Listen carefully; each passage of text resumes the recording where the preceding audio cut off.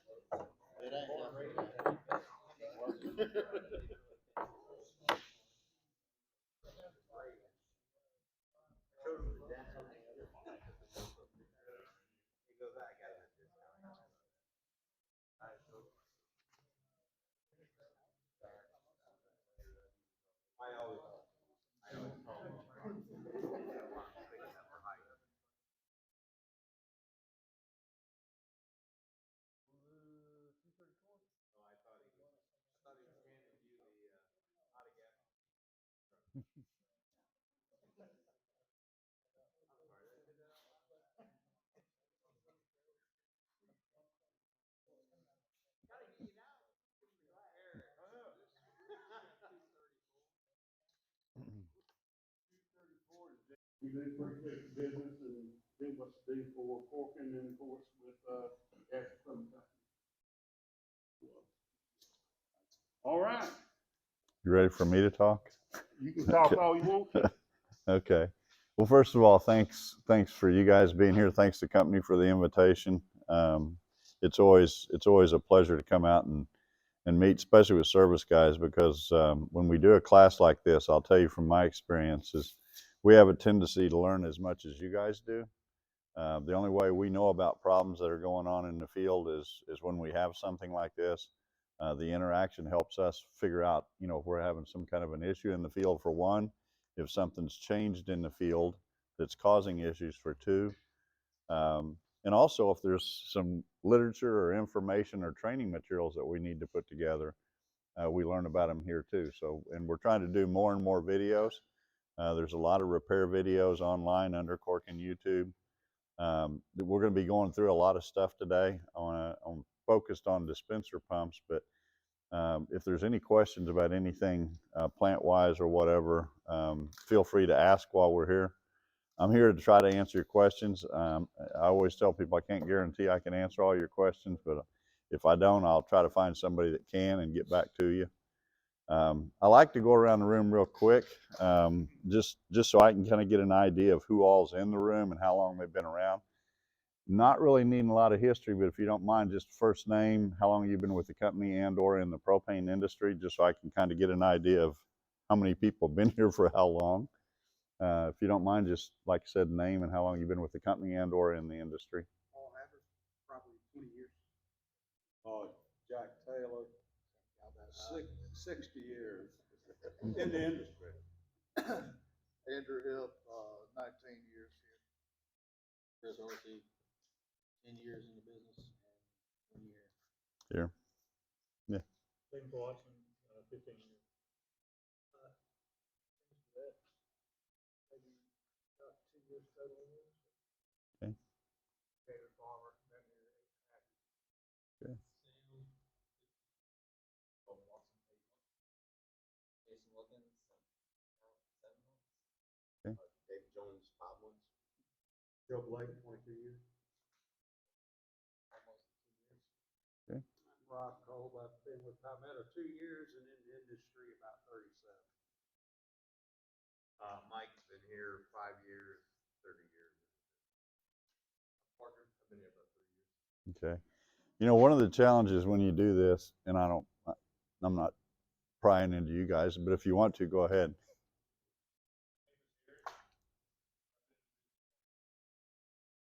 Tommy, I've been in the business for about 20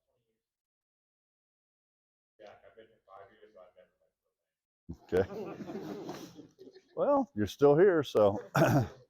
One of the reasons I do that is to get an idea of the difference in how long people have been here, from 5 to 7 months to 60 years.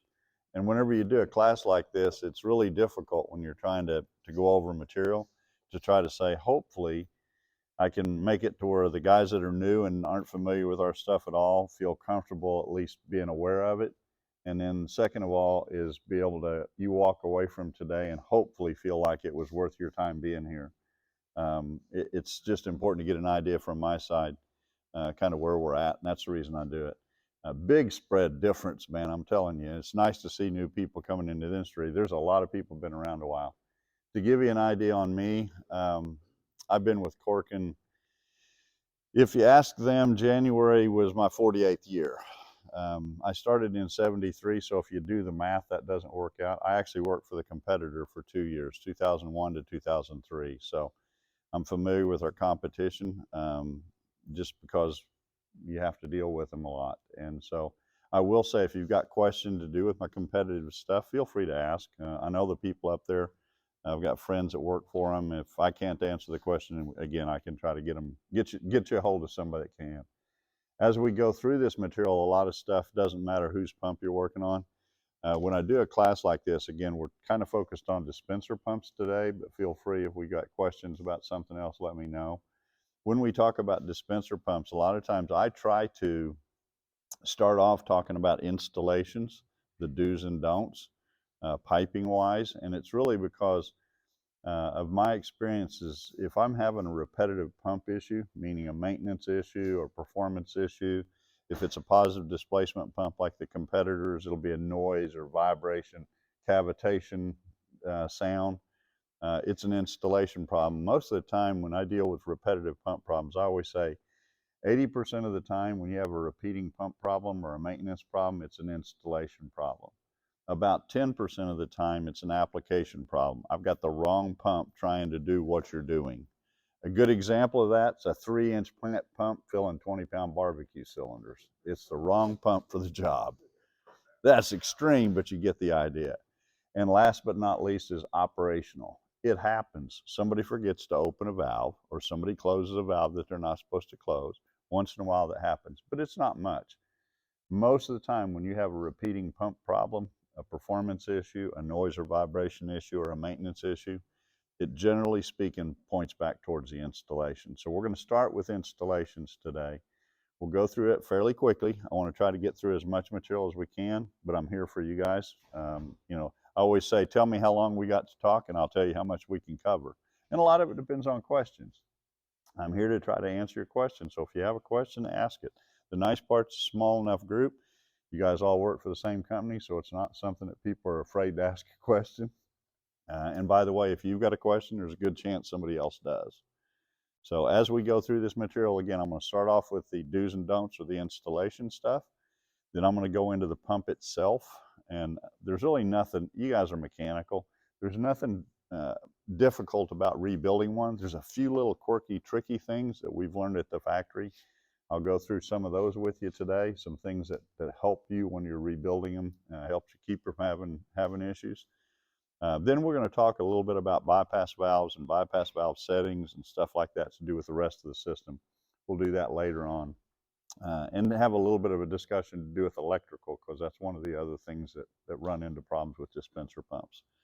Again, all the times I've done training classes, I always tell people, I run casual. I'm from Oklahoma. I try not to bring out Okie accent really often, but I like to run casual. Stop me. If you got a question, stop as we go. I've seen a lot of people say, well, we're going to wait till the end and have questions. And by the time we get through, you guys don't want to sit around and ask questions. You want out of here, especially any of you that drove very far. So ask questions as we go.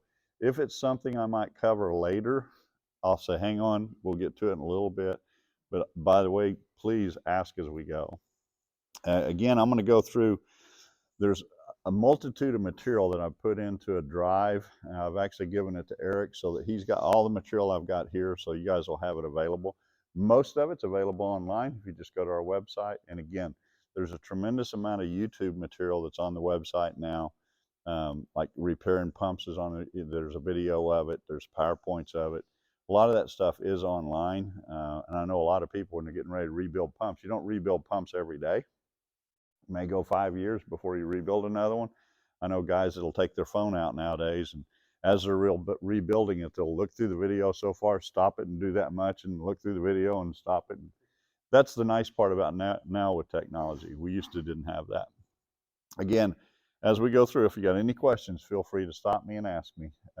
Again, I'm talking from the Corken side, but as we go through this installation thing, this installation is really, it doesn't matter whose pump it is. Whether you install ours wrong or theirs wrong, the better you install it, the better you're going to get performance as far as capacity. In the case of a positive displacement pump, like a vane pump or a gear pump, the least noise you'll have, the least maintenance you'll have if you do it right. Now, these are guidelines. You'll notice it says guidelines. Doesn't mean you have to do everything. I always tell people, when we go through this, if you see stuff that you have wrong in some place, it doesn't mean go tear it out. But it does mean if you're having a pump that's having an issue, take a look at all of these. Maybe you got 5 things wrong. Pick an easy one. Usually, if you just sometimes you can just change one thing and it'll make a difference in how the pump performs. Most of all, if you are having an issue with performance, capacity, noise and vibration, and or maintenance, one of the first things I tell people to do is look at the installation. Doesn't matter whether this is a dispenser pump or a plant pump or a terminal pump as far as that goes, where I've got 500,000 gallons of above ground storage pumping into 4-inch pumps filling transports. The same thing, same effects happen on all of them. Actually, dispenser pumps are a little more sensitive, and it's really to do with the line sizes. The one thing that you got to remember when you're dealing with propane or any liquefied gas is the liquid's always stored at its boiling point. So anytime you increase the temperature or decrease the pressure, the liquid turns to gas. You want to remember that anytime you're troubleshooting a system. And as we go through this, we'll talk about it. But remember, anytime I increase the temperature or decrease the pressure, the liquid turns to gas. Most people, when they look at, let's take a dispenser. I've got a 1,000-gallon tank, and I'm going to use a lot of stories. I don't mean to bore you with my stories, but sometimes it's the easiest way to get you an idea of what's going on. Think of a 1,000-gallon tank with a pump underneath it, and the tank's 75% full. The line's coming out of the bottom going to the pump, and it immediately makes you think the pump is full of liquid. In reality, in most dispensers, if the sunshine can hit the piping and it hasn't been used in a while, there's a good chance there's a high liquid or high vapor content in the lines going to the pump. The sunshine and ambient temperature, today would be a great example of it. If I had a tank sitting out here facing north and south, and the sun came up and it could hit the side of the tank and all the piping, as cool as it is this morning, the sunshine, the radiant heat from the sunshine would be vaporizing any liquid that's in the piping off. If you could see in the piping, it would not be liquid. It would be a liquid gas mix. You would see a liquid level in it, okay? When you start up, that vapor has to be cleared for the pump to start. Now always remember, when you're talking about liquefied gas pumps, the liquid itself lubricates the inside of the pump. In a vane pump, it lubricates the vanes. Gear pumps, it helps lubricate the gears. And most important is the mechanical seals. The mechanical seals use the liquid propane to keep the faces cool. When they run empty, there's no lubricant. They run empty long enough and you can knock a seal out. Most of the time when a pump runs dry, the first thing that you'll notice, you'll end up with a seal leak, okay? When you're talking about our turbine pumps like this, if I run one of these dry, the only thing I'm really hurting is a mechanical seal. It's got an impeller on the inside of it that really isn't touching anything, so there's no other major wear. We'll talk through that when we're talking about the pump. But if you're talking about one of our truck pumps, a plant pump, of any vane pump or gear pump, you not only are wearing the mechanical seals, but you're wearing the vanes and the gears when it runs dry. The rule of thumb I tell people is when a pump runs completely dry, in other words, empty, it's full of vapor. When it runs dry, for every second that it runs dry is like an hour of running with liquid, okay? Every second is an hour. Seems pretty dramatic, but I'm going to give you a good example of where this shows up. If you think about a truck pump on one of the bobtails, it's one of the highest maintenance pieces of equipment in the propane industry. The reason for it is when that bobtail goes out and makes deliveries, his last delivery that he delivers, he empties the tank. Whenever he empties it, he lets it and let it run until the meter gets to an even number. It's kind of like when you're topping off your gas tank on your car, trying to get to an even amount. They have a tendency to let it sit there and run. What's happening is the vane pump is actually taking the vapor from the tank, compressing it back into a liquid to get the meter to continue to turn. During that time, a tremendous amount of wear happens. I always tell people, think of a plant that's got 5 bobtails running out of one plant, one terminal, one bulk plant. Every bobtail, my math sucks too, by the way, guys, so I'm going to use easy numbers. Each bobtail does 1 million gallons a year. At the end of a year, each bobtail's got 1 million on it. The plant pump's got 5 million because it filled them, okay? At the end of 2 years, it's 2 million 10, 3 years, 3 million 15. You got my drift? At the end of someplace, bobtails usually 3 to 5 million gallons and you're rebuilding them. That's the old days, okay? Now we're filling forklift cylinders and stuff. It's a little different, but basically someplace in that 3 million gallons on a bobtail, 3 to 5 million and you're rebuilding it. The plant pump, that means you're rebuilding that truck at about 3 to 5 years. The plant pump, it might not get touched for 15 years. People half the time won't even go put a grease gun on them until the seal starts leaking, and then they say, oh crap, I forgot, excuse me, but I forgot to put a grease in it, so I go out and grease it, and they say, oh, by the way, it was leaking, but I put a grease gun on it and it quit. And they think the grease stopped the leak. What it is the inside of the pump, it's got main bearings that hold it. The bearings in the pump are what holds a mechanical seal in position. The seals are made to rotate. If the bearings are worn, the shaft can move around. It oscillates, and it'll cause a seal leak. Now, you go out there and put new grease in it, and what it does is it packs the bearing, temporary. Heavy on the word temporary. It makes it rotate again. But mark my words, as soon as that extra grease is kicked out of the bearing, it'll start leaking again. If you take it apart and put new seals in it and don't change the bearings, guess what? You're going to have another seal leak. So anytime you're working on any vane pump, ours, our competitors, a plant pump, a truck pump, if you've got a leak, before you take it apart, grab a hold of the shaft. See if you can move it around. If you can move it around, change the bearings too, okay? But keep in mind, in this scenario, the plant pump might run 10 years, 15 years, and never have to be rebuilt. And you say, well, there's a big difference in the application. The bobtail's building higher pressure. It is. But the biggest problem is the bobtail runs dry every time it goes out with a load of gas on it. The bulk plant virtually never runs empty.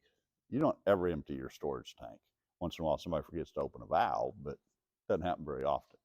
There's an example of dry running and how much it hurts a pump. Dispensers, again, we always talk about when you turn a dispenser or you turn a cylinder dock pump on, when you turn it on, the amount of time it takes to start building pressure is critical. I usually say 5 to 10 seconds, don't worry about it. If it's taking 15, 20 seconds to get pumping, you really need to take a look at the installation, okay? And that's what we're going to go through now. We're going to flip through the installation side. And again, these are guidelines. It doesn't mean to go tear out a system, but if you're having a performance issue or a noise or vibration issue, take a look at the installation. It might be something as simple as taking a globe valve out and putting a full port ball valve in, something like that, okay? Again, installation-wise, one thing I will mention, the turbine pump, there's goods and bads to it. The turbine pump, the nice part is it's got a single moving part. It's an impeller. It's like a centrifugal pump. It's like a swimming pool pump or a water pump on a car, kind of. But a centrifugal takes liquid in the middle and throws it to the outside. The turbine pump, it starts on the outside and stays on the outside. Centrifugals do not like liquefied gas because in order for it to take the liquid in the middle and throw it to the outside, it's accelerating it and it'll vapor lock, okay? These don't do that the same way, but they are sensitive to vapor, meaning the way the installation's put in, is critical to them. You put them in right, and you might not touch them for 15 or 20 years. You put them in wrong, and you'll know about it day one. The other thing about turbine pumps compares to positive displacement pumps. If I take a vane pump or a gear pump and I entrain vapor to it, the more vapor I take into it, the less liquid is going to come out of it. It can only put out what it gets. Again, math sucks. So if I have a 10-gallon a minute pump with 10% vapor coming in, I'm only going to put 9 gallons a minute out. Okay? It's proportionate. It's positive displacement. Vane pumps, gear pumps, or PD pumps. Turbine pumps aren't. If I take in 10% vapor to this pump, I might lose 20% flow just because of the design of the inside. But it's not going to make noise. Okay? You can't really hear the difference in it. It doesn't cavitate the same. The other thing that happens with a turbine pump, it doesn't want to build pressure. When we look at this pump, I'll explain why in a minute, but the more vapor I take into it, the less pressure it'll build. If I get a C12 pump, a C12 pump will build 90 to 100 pounds of differential before it vapor locks. But if I take in 10% vapor, it might only build 70. Now, I'll lose 20% flow and I won't be able to build pressure. So they're sensitive to installation, but if you put them in right, they'll virtually last forever. Okay? One of the things when we talk about installations is, if you ever notice, most liquefied gas pumps have a bigger line going to them than coming out of them. Like C10, C12s, inch and a quarter, inch and a half going in, 1 inch, 3/4 inch going out. Bulk plant, 3-inch line going in, 2-inch line going out. The big thing is you got to get liquid to the pump. The pump can push it as far as you want, but you do not want to make it pull it. All right? In this case, and again, think of a 3-inch bulk plant pump filling a bobtail. If this was a 2-inch line right here going to a 3-inch pump, the 3-inch pump can only put out whatever the 2-inch line fit it. And I can tell you from my experience, that's somewhere around 75, 80 gallons a minute. I've got a 150 gallon a minute pump moving 75 or 80 gallons a minute. That means if I could see right here, it would be half liquid, half vapor. And it would be making some god-awful noise, okay? It'd be what you hear people say, cavitating. And what's happening on the inside of the pump is those vapor bubbles, when they go into the pump, as they go around from the inlet to the outlet, it's going to a higher pressure and it collapses the bubbles down and it creates an impact or an implosion. It's not exploding liquid into vapor, it's imploding vapor to liquid. That pulsation is what you're hearing, and it's vibration that you're transmitting down the line, okay? From my experience, I'll tell you, about 20% is the magic number. Anytime you get above 20% vapor, you're going to be having noise and vibration complaints, and you're going to have maintenance issues. So I always tell people, if somebody says, well, I got a Blackmer pump that's vibrating, it's making a lot of noise, first thing I do is say, get a capacity check on it, see what it's supposed to pump. I got one in Canada that I'll talk to a customer about, and this will give you, again, a story. I'm not going to bore you much with them, but this is an example of one. I got a 4-inch pump that's coming out of 4 3-inch tank, 3-inch tank openings. So I got 4 3-inch lines feeding into a 6-inch header. That 6-inch header's got a 4-inch line going to a 4-inch pump feeding transports to fill them. Okay? They're telling me that this pump's making all kinds of noise. The first thing I tell them, I'm dealing with Canadians, by the way, which is always fun. That was supposed to be funny. Anyway, I said, do me a favor, get a test run on it and see how much it's pumping. This pump is supposed to be moving about 300 gallons a minute. It's pumping about 220. I got noise and vibration, and I'm off 80 gallons a minute. I'm off about 30% flow rate. Everything about that tells me I got vapor. But when I look at the piping, I'm saying, no way, I got 4 3-inch openings going into a 6-inch header to a 4-inch line. Everything about it says it's good. But whenever I tell them, I said, do me a favor, stick a gauge on the inlet to a pump. Sometimes when you're troubleshooting, a gauge on the piping is your favorite tool. If you don't have gauges, you can't troubleshoot, okay? Very seldom do you have a gauge on the inlet, but in this case, we had a gauge put on it. When they started it up, the pressure dropped about 8 pounds. I'll tell you, pressure drop more than about 3 pounds on the suction is a problem. So the first thing I said is, hey, there's no way there's 8 pounds of pressure drop on it. I jumped on an airplane and flew to Canada. When I got there, the first thing I did is tore a pump apart. Good news is the pump wasn't hurt. I double checked the strainer because thinking maybe the strainer was plugged up. We put it back together, started it up, and I'm sitting there looking at a 9-pound pressure drop, and I'm telling them, I don't know what it is. There's something in the piping, but something's causing this restriction, and until you fix it, you're going to have pump issues. And it's something big. I mean, I'm talking about, I told them, I said, this is a cat, a dog, a child. There's something in the piping. This isn't something little. And to this day, I don't know if they've ever tore it apart. I called them back, though, and I thought about it. When you're dealing with big piping, a lot of times it's flanged, ANSI flanged. And sometimes when you buy like a gate valve or a globe valve or a strainer, they have plastic plugs in them. And I told them, I said, I'm going to bet you somebody went to piping, when they put the piping together, did not pull a plastic plug out. And that's what's causing it. So one of the things that you have to have, though, when you're troubleshooting a system is you have to have gauges. If you don't have gauges, you don't know what's going on. At least a gauge on the outlet to a pump. You can look at it before you turn it on and after, and that difference is the differential the pump's running at. You have to have that as a minimum. Sometimes, if you're really thinking it's something on the inlet to the pump, you'll actually stick a gauge there to test it, okay? This again, in this case, if I don't have a big enough line feeding it, I can only put out what it gets. Now, on a vane pump like this, I could slow the pump down. Instead of turning at 700 or 800 RPM, I could slow it down to 400 RPM, so it's trying to move 75 gallons a minute, and it would be okay. Then it's only flowing what the piping can feed it. But if you restrict the inlet, remember, it's going to restrict the flow, it's going to cause noise, vibration, and a reduction in capacity. We always tell people, same size as it's designed with, or the next size larger. There is an exception to this. See this C12, this C12, this one? They're made from the factory with 1.5 inches going into them. 1.5 inches is kind of a weird piece of pipe. You don't normally see it. This pump is also designed to be used on Freon, CO2, and other products. And in them, you really need 1.5 inches line. I'll tell you, on propane, to run 1.25 inches to a C12 is not going to have much effect. If you were to look at the curve, it might say it would pump 15 gallons a minute, and it might make it pump 14. Big deal, okay? So I would run 1.25 inches to a C12. But I'd be careful. I wouldn't be running 1 inch to it. If I took a 1-inch line to a C12, I would see a dramatic reduction in flow and pressure capabilities. Okay, so keep in mind, same size as it's designed with or next size larger. Try to watch restrictions. Remember, a restriction like a strainer and elbow creates a pressure drop.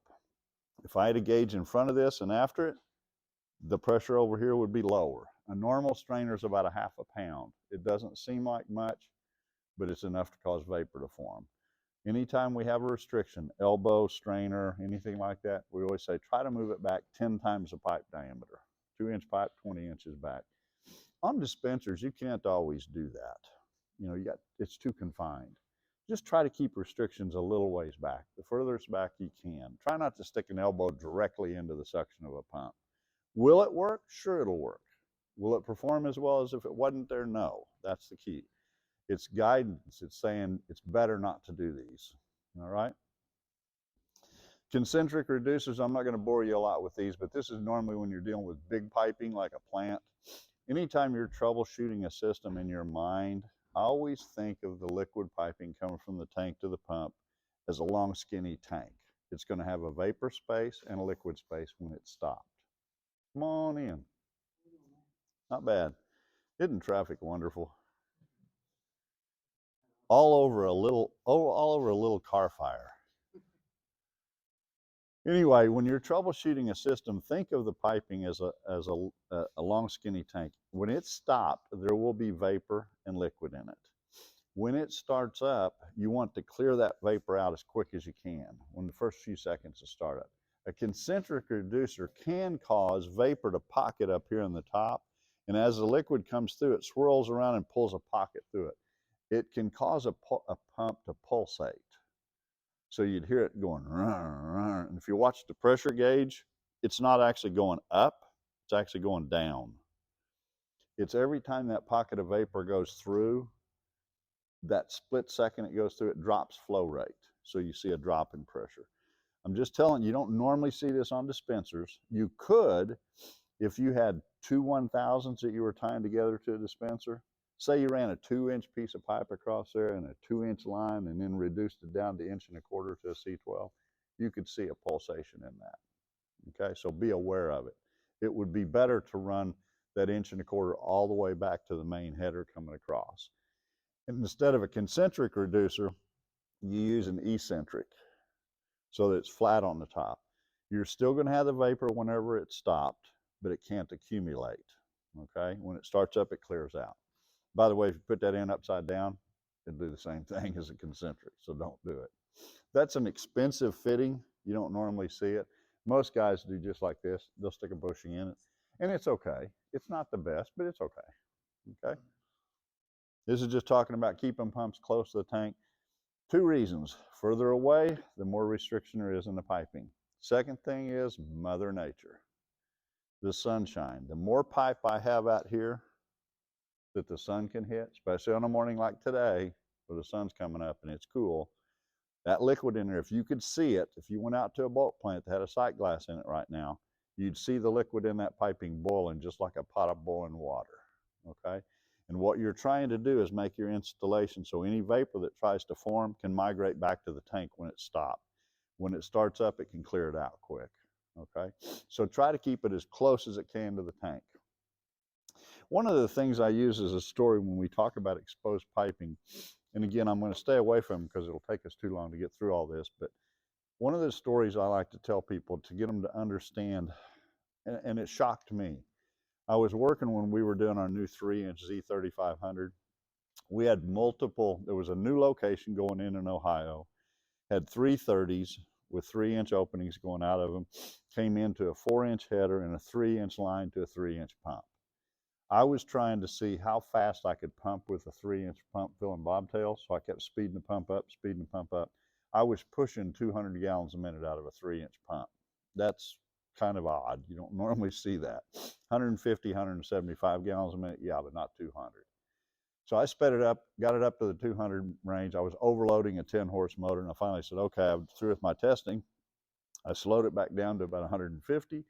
And I left, and I told him, I said, I'm going to swing back by on the way back to the airport. A couple of days later, I go back by. We're out there filling a truck again. Same truck. Tank levels are pretty close to exactly the same. When we tested it, I was doing 175 gallons a minute. I jumped 25 gallons a minute. Anybody got any ideas of why? Anybody got an idea? What was it? Temperature was about the same. Sunshine was about the same. Good answer, but about the same. Indirectly, it's exactly right, though. You remember what I said when I first walked up to this plant? It was brand new. Brand new plant, black pipe. Day 2, 1 coat of white paint. 1 coat of white paint on that suction piping, I jumped 25 gallons a minute. If I wouldn't have seen that, I wouldn't have believed it. But just the difference, you know how hot pipe, black pipe gets in the sun? It's a vaporizer. Never would have believed it if I wouldn't have seen it. So, but that'll let you know. That's why I always tell people, do you guys have a company, what's your company spec red pipe for liquid? Is it? Oh, good, okay. I can say it. I always cringe whenever I walk into a plant and they got red pipe for liquid, yellow pipe for vapor. Red pipe, dark red pipe draws a lot of heat. It's not the best thing. I always tell them, ideally, you'd paint the pipe white and the fittings red.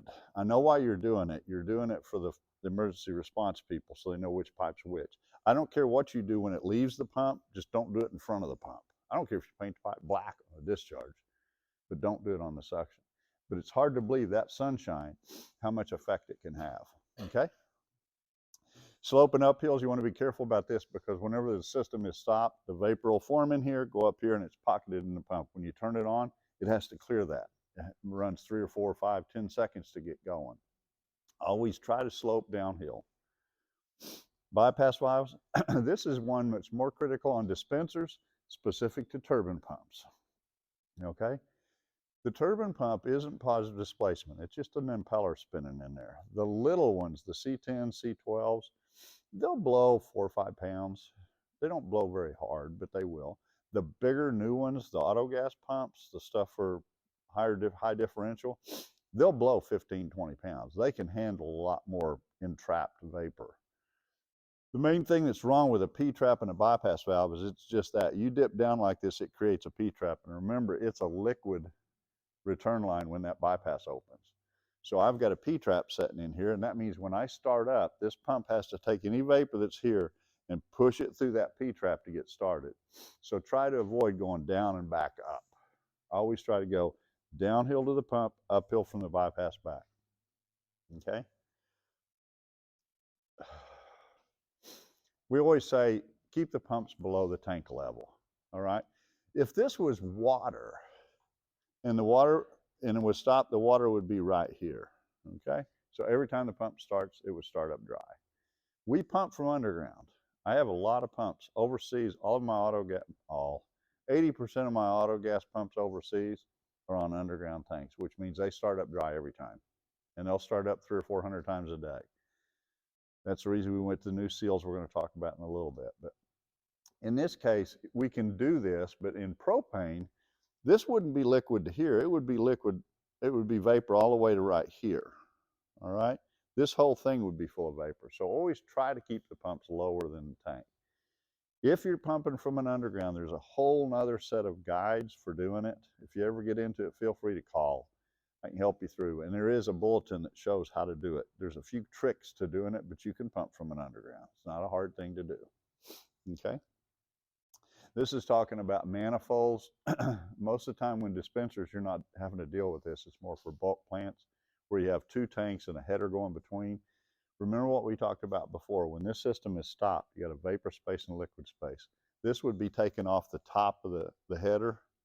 Like if you had two 1000s or two 30,000s, that line would be full of vapor and this pump would be full of vapor. Every time it started up, it would have to clear that vapor off. So try to avoid coming off the top of a line. Coming off the side's okay, but it's like a concentric reducer. I can still pull vapor off of it and I can get a pulsation. It's always best if you've got enough ground clearance to come off the bottom. That way, if there is vapor up here, it really doesn't matter. Okay? This is talking vapor, whether it's top or bottom vapor opening. Bypassing into a vapor or into a back check. This is really more important with the turbine pumps. When it starts up, if you've got a back check up there, any vapor that's forming in the piping is going to be going back under the suction or through the suction. When the pump starts up, it's going to have to blow hard enough to push this back check open. Now, that's only a pound or two. It's not much, but you're making it push harder. If you use an excess flow, then the weight of the liquid, even if there's only 10% in the bottom of the tank, the weight of the liquid will keep trying to keep liquid in the pump. And when it starts up, it can clear faster. So you always want to try to bypass into a vapor space and into an excess flow, specifically on dispensers. We're not going to talk about undergrounds. Long discharge lines, one of the things to remember with long discharge lines, and I always say use 50 foot as a guide. If I'm pumping a long ways out there, think of an auto gas system. If I'm pumping 100 foot out to an auto gas dispenser, when I'm turning that pump on, I'm pumping 100, 150 pounds of pressure out that direction, differential pressure. When I turn it off, that pressure is going to try to shoot backwards back through the pump. If you do that with my competitor's gear pump or vane pump, when you turn it off, if you look, you'll actually see the pump spin backwards. And it can actually overspeed the pump in reverse and tear a pump up. So anytime you get long runs, and I usually say 50 foot, if you got a long run, stick a back check in it. That way, any pressure that's down there is trapped down there. It won't flush back and vaporize back to it. All right? And what it's doing is it's trying to keep you from having a startup issue. It's that, remember that 5-10 seconds when you turn it on? Don't worry about it. If it's taking 15 seconds, one of the first things I do, if it's got a long line, I'd stick a back check in it and stick it close to the pump. Okay? This is just dual pump systems. I'm not going to get into it. Very seldom. Do you know of any time you've ever used two pumps in a system? If you ever get into this, remember, you never want to do it like this. You'd think this pump is closest, so it would be the one that performs the best. The liquid going through the branch of that T, or going through the through of the T, will starve this one. It's like a Venturi. So when this bottom pump, pump number 2 is running, it'll starve pump number 1. Pump number 1 will actually perform better than, or pump number 2 will perform better than pump number 1 in that system. It's better to do something like this, but if you're doing this, if both pumps are ever going to run at the same time, you need to, if they're running at the same time, you need to be sized all the way up to and including the T. So if it was like two C12s, you'd run a 2-inch line up and then you go 1 1/4 inch, 1.5 over to each. If it was a 2-inch pump, you'd run a 3-inch line, 3-inch T, and 2-inch pipe to the 2-inch pumps. Okay, so up to and including the joint would be sized for it. Ys are great. They're expensive and they're hard to find. You just don't see them very often. Welded piping, you'll see it. It's best in the individual. Bypassing back to suction. One of the things to remember, you always see bypasses going back to tank.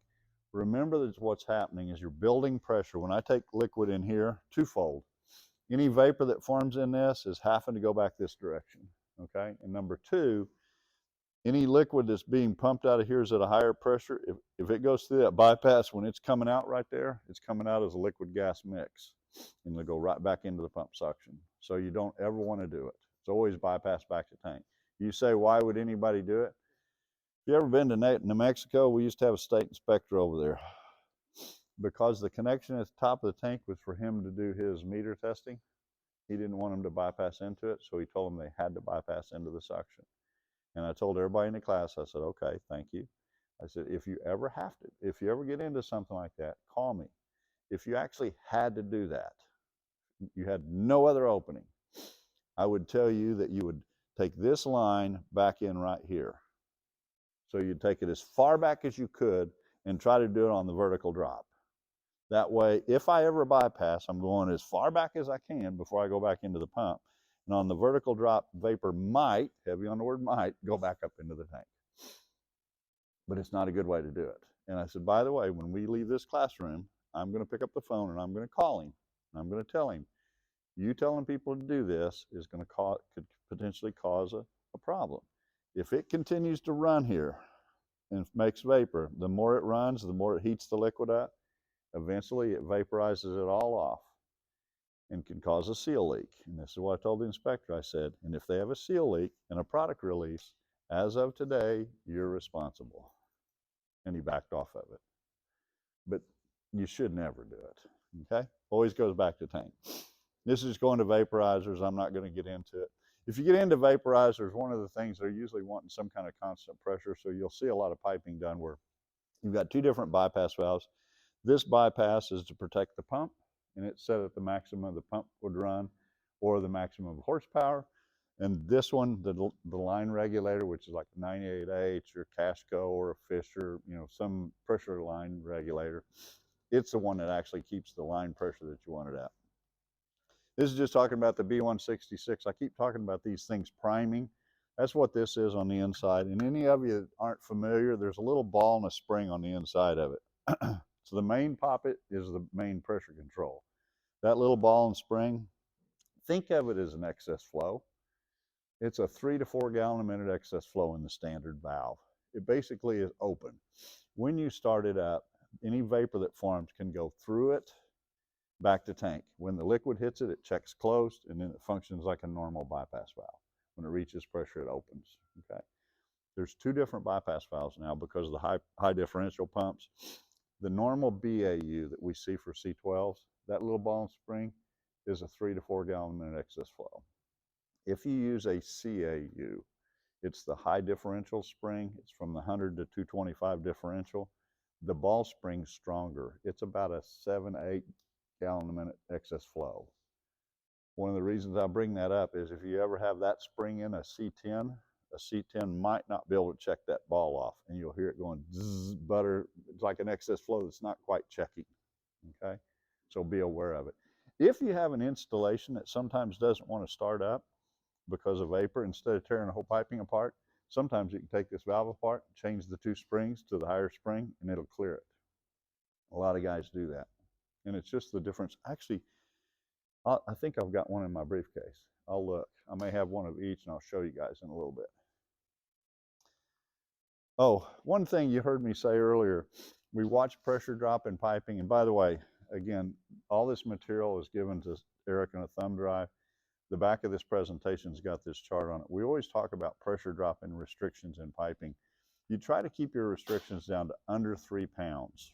meaning if I stuck a gauge in this port right here on this turbine pump, the old ones don't have it, or if I did it to a vane pump, and I looked at the pressure, say it was reading 100 psi, it shouldn't drop under 97, okay? Years past, us and the competitors used to say 5 pounds, and I quit doing it. It's like, no, I'm going to use 3. Let me show you why.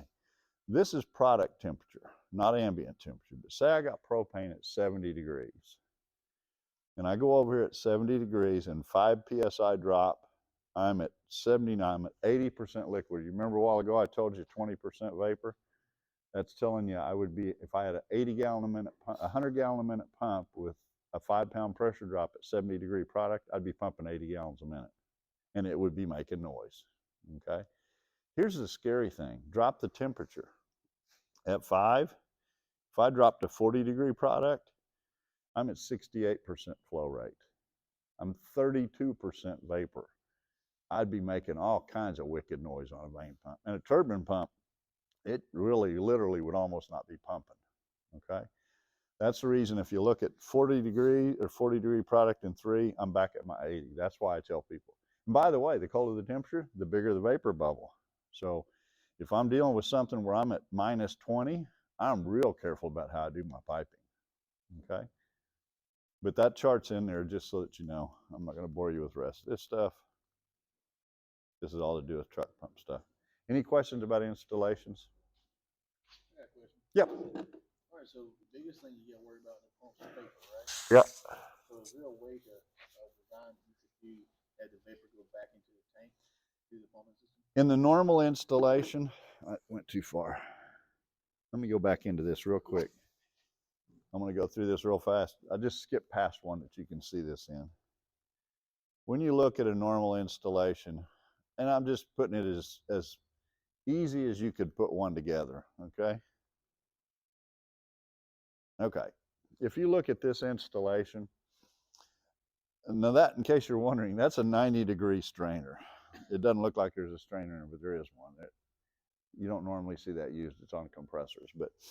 But basically in this installation, because this has got the B166 in it, it's got the excess flow in it, okay? So it's open when it stops. That means any vapor in this could either go up here or it can try to go up through this valve and try, I'll keep using try, it will try to maintain a liquid level right there. But because of sunshine, and this piping is smaller than the tank, it's going to be vaporizing all the time. But the good part is when you flip the switch, any vapor that's in here can go up through this and back into the tank until liquid hits it, and then it checks close. So basically, that makes it to where when you flip the switch on, it'll probably run for 2 seconds, and then the pressure gauge will jump up. And that's the key. The key to knowing how a pump system is working is a gauge that's right there. A gauge someplace between the pump and the bypass, like this one. By the way, sticking a gauge in this bypass port, that's not the pressure of the pump. That's actually reading the pressure over here on the return line. It's after the poppet. That's a good place to put a hydro, okay? Gauge here, hydrostat here. Oh, discharge line, I guess, okay. I was like, where'd it go? But if you put a gauge here, you'll notice that whenever you screw in on the bypass valve, the pressure goes down. And it's because you're making the pump build more pressure and less flow is going back, okay? But basically, you keep your piping simple. Keep the suction lines as close as you can. Try to get the pump as close as you can, and then try to always have some kind of a priming feature. You know, we sell more bypass valves than we sell pumps, which means they're going in on my competitors' equipment. And it's just because it's a good way to make pumps last longer. When you hit the switch, they start right up. Okay? Does that help? Any other questions? Again, when we're talking about reading pressures, in this case, if we were reading these gauges, you're reading 105 up here and reading 100 or 225 down here. That means in our normal installation with the hose closed, we would say 225 to 105, I'm at 120 pound differential. That means when I stop the pump, I would go back to the 105. Now reality, there's going to be a little bit of drop between here and here.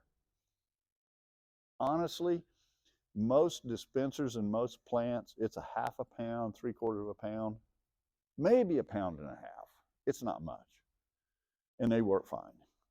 Only if you had trouble would I necessarily have a gauge in this port, okay?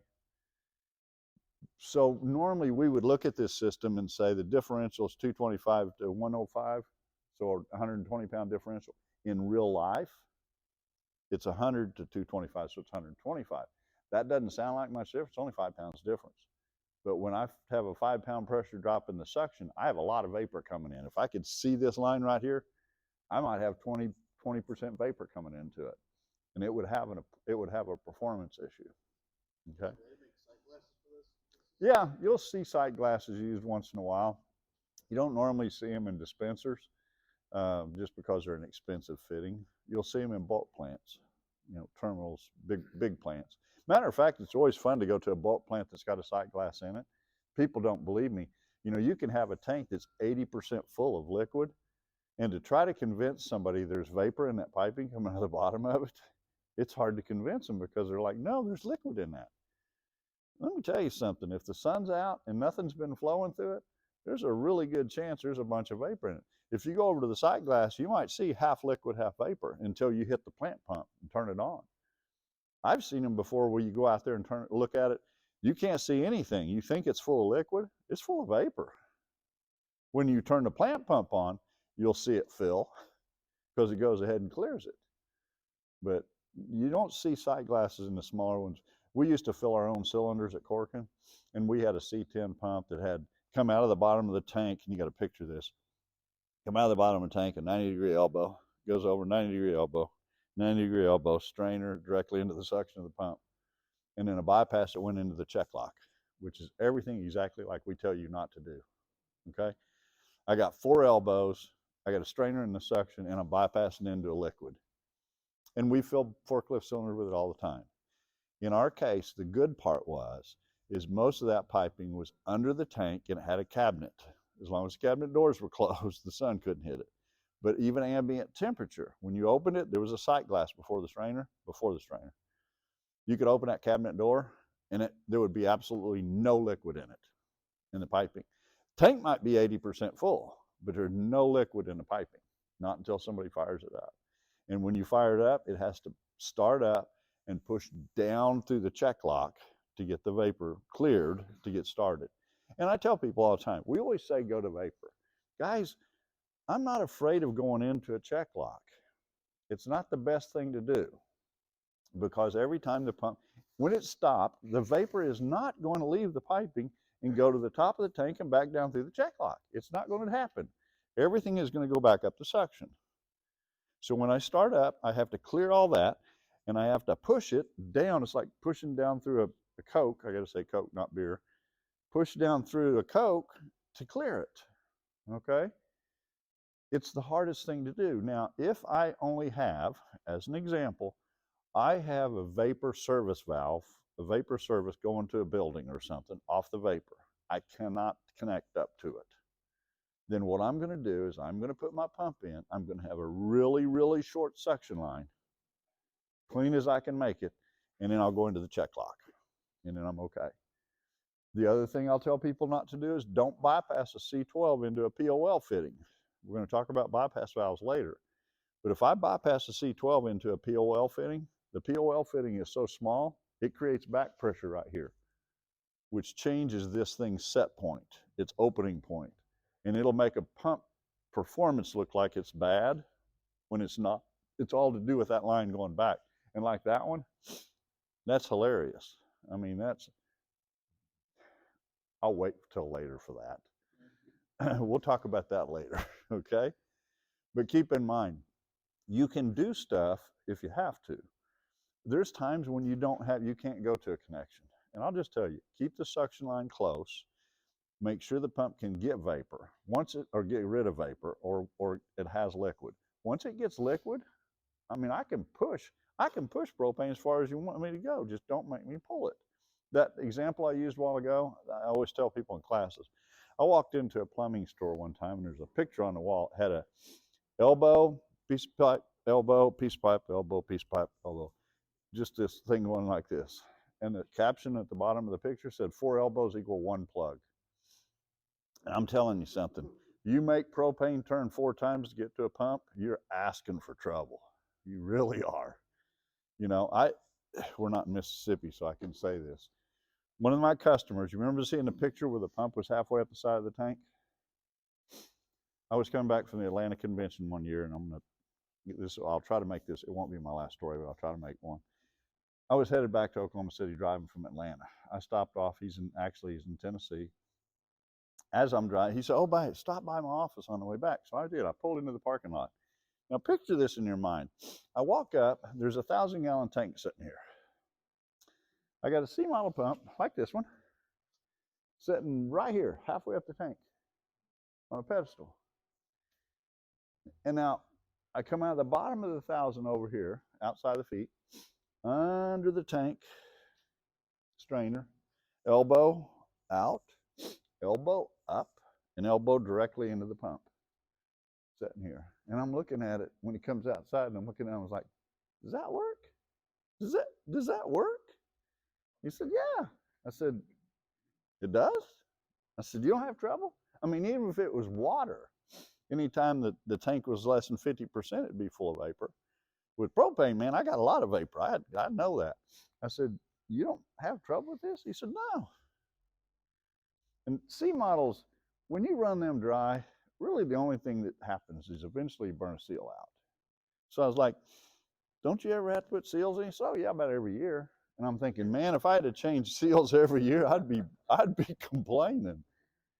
And I was like, well, you know, you could change this and not have it. And I said, by the way, why are you doing this? You know what his answer was? Well, that's true. That's actually, you're right. He didn't have to bend over to change it. Great answer. It's so that this guy didn't have to bend over to flip the switch. The switch was right here. And I was like, are you kidding me? I said, take the pump, drop it down, turn it 90 degrees, move it over here. I can take 3 elbows and 15 foot of pipe out of this thing and put the switch wherever you want it. You know, I look at dispensers. Half the time when I walk up, I always tell people, I look at piping on dispensers. I don't care if it's mine or my competitors. I think of sometimes service guys go out and they got this box of fittings in their truck and they're like, I'm going to use them all. And that's what it looks like. And that's exactly the hardware guy loves them. But, so anyway, no, it's one of those things. You just try to keep it as clean as you can. The suction is the critical part. If you get liquid to the pump, it'll push it. I mean, I fill forklift cylinders. John Deere, the original John Deere, I'm gonna bore you with another story. See what you did? The original John Deere, we went to, they got a pump sitting over here. Now, it's on a pedestal, not as tall as this, okay, but it's off the ground. I've got 3 tanks. I got a 18, a 30 and 18, and another 30. And the diameters are different, so the tanks are mounted different. And I got all these lines, and you can tell this has been added on to 15 times. And when you look at the piping, it's got 6 or 8 elbows. And it comes around, and then it comes over here, and it comes up and into the pump. And I'm looking at it, I'm like, there's no way this works. And fill forklift cylinders. I was like, does that work? He said, yep. Really? No kidding, you can fill forklift cylinders. Yep. I said, you don't have any trouble getting it started? He said, no. I said, how do you make that work? And he said, it's easy. You just turn the switch on, open the hose up. When liquid gets to it, you close it off and connect up the cylinder. I was like, okay. Yep. You're in the middle of Iowa, so you can open a hose up like that. Basically, what he's doing is he's opening the hose, purging the entire piping system until liquid gets to it, then closing it off and connect up the cylinder. Yeah, you can make it work if you get by with it. They actually moved that plant, the tanks, to the back of the plant. It's 1,800 feet from their tank to where they fill forklift cylinders. That's my record. That's a long ways, but you can do it. I'll push propane as far as you want me to, just don't make me pull it. Okay? Okay. Let's see, it's 10:30. You want to break for a second? Somebody needs a smoke break, right? Why don't we, let's do break for 10 minutes-ish. Is that okay? You don't sign, you don't get Okay, we ready to get started? Old age is good. Before we keep going, any questions about installations? Like I said, the most important thing about installations, remember, it doesn't matter whose pump. If you put it in right, you get better performance, less noise and vibration, less maintenance. So always you try to do the best you can on the installation on the front end of it, and that way you don't have the issues on the back. And most of the time, whenever I'm having somebody having an issue, I'll have a tendency to say, do me a favor, shoot a couple photographs real quick. And what I'm looking at is just the installation in general. And you can get by with a lot of things. The guidelines are guidelines. You try to do as much of them as you can on the front end and try to avoid the ones that say not. It doesn't mean you can't get by with some of them. It's just try not to put too many of them in there. You know, one or two things bad is one thing. 4 or 5 things is a different one. Okay. Next, we're going to go through the pump itself. I want to have a little bit of time to talk about bypass valves and the effects of the bypass valve, but I want to make sure we get through the pumps. And since we're rebuilding some older pumps, I want to make sure we have time. There's really nothing to rebuilding them, okay? We're going to go through the slides. It talks a little bit about some of the new PVC fancy tools. We'll talk about them as we go through. And there's little things that I'll mention that may help you.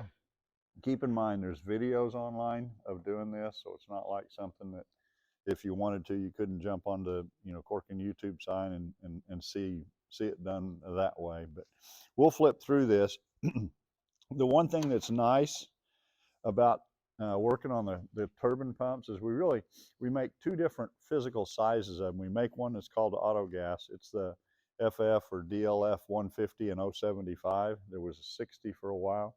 It's a little bigger pump than this. It was originally developed for international, for overseas auto gas.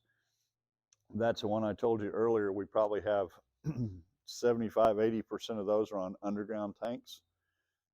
And they start up dry every time, and they'll start up 300 to 400 times a day. Literally, when we first put them in back in the late 90s, early 2000s, we put them in with standard mechanical seals. And I want to talk about it now because we've standardized on the seal, but the original seals would last about a year, and then we were having to change them. And we were recognizing that it was really to do with the heat every time it would start up. Now, most of those, oh man, I didn't turn mine off. Sorry about that, guys.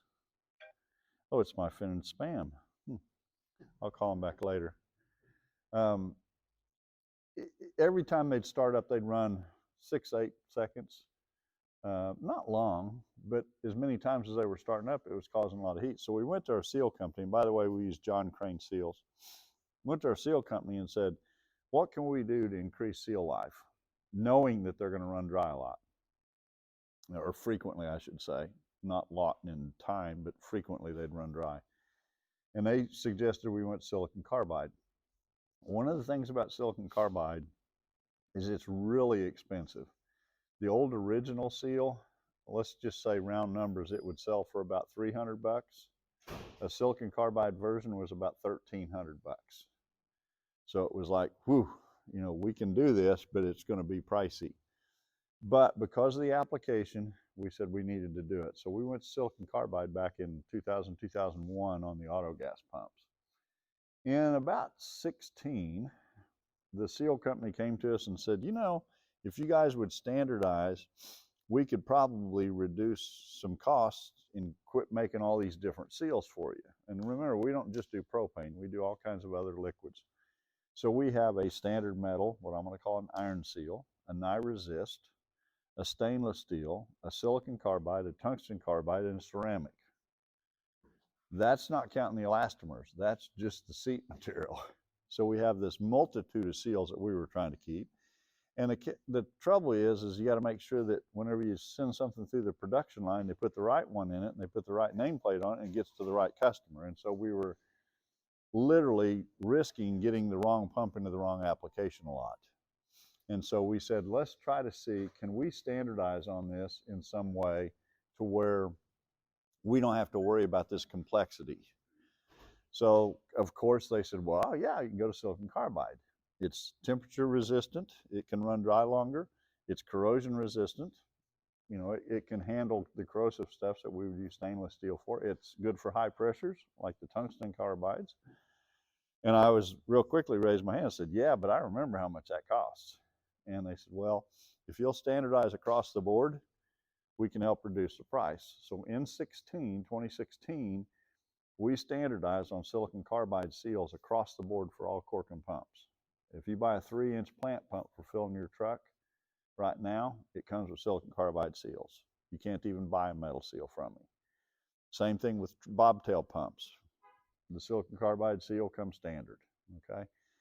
That's a good thing because you're now getting a high pressure, temperature resistant seal material, corrosion resistant seal material as standard.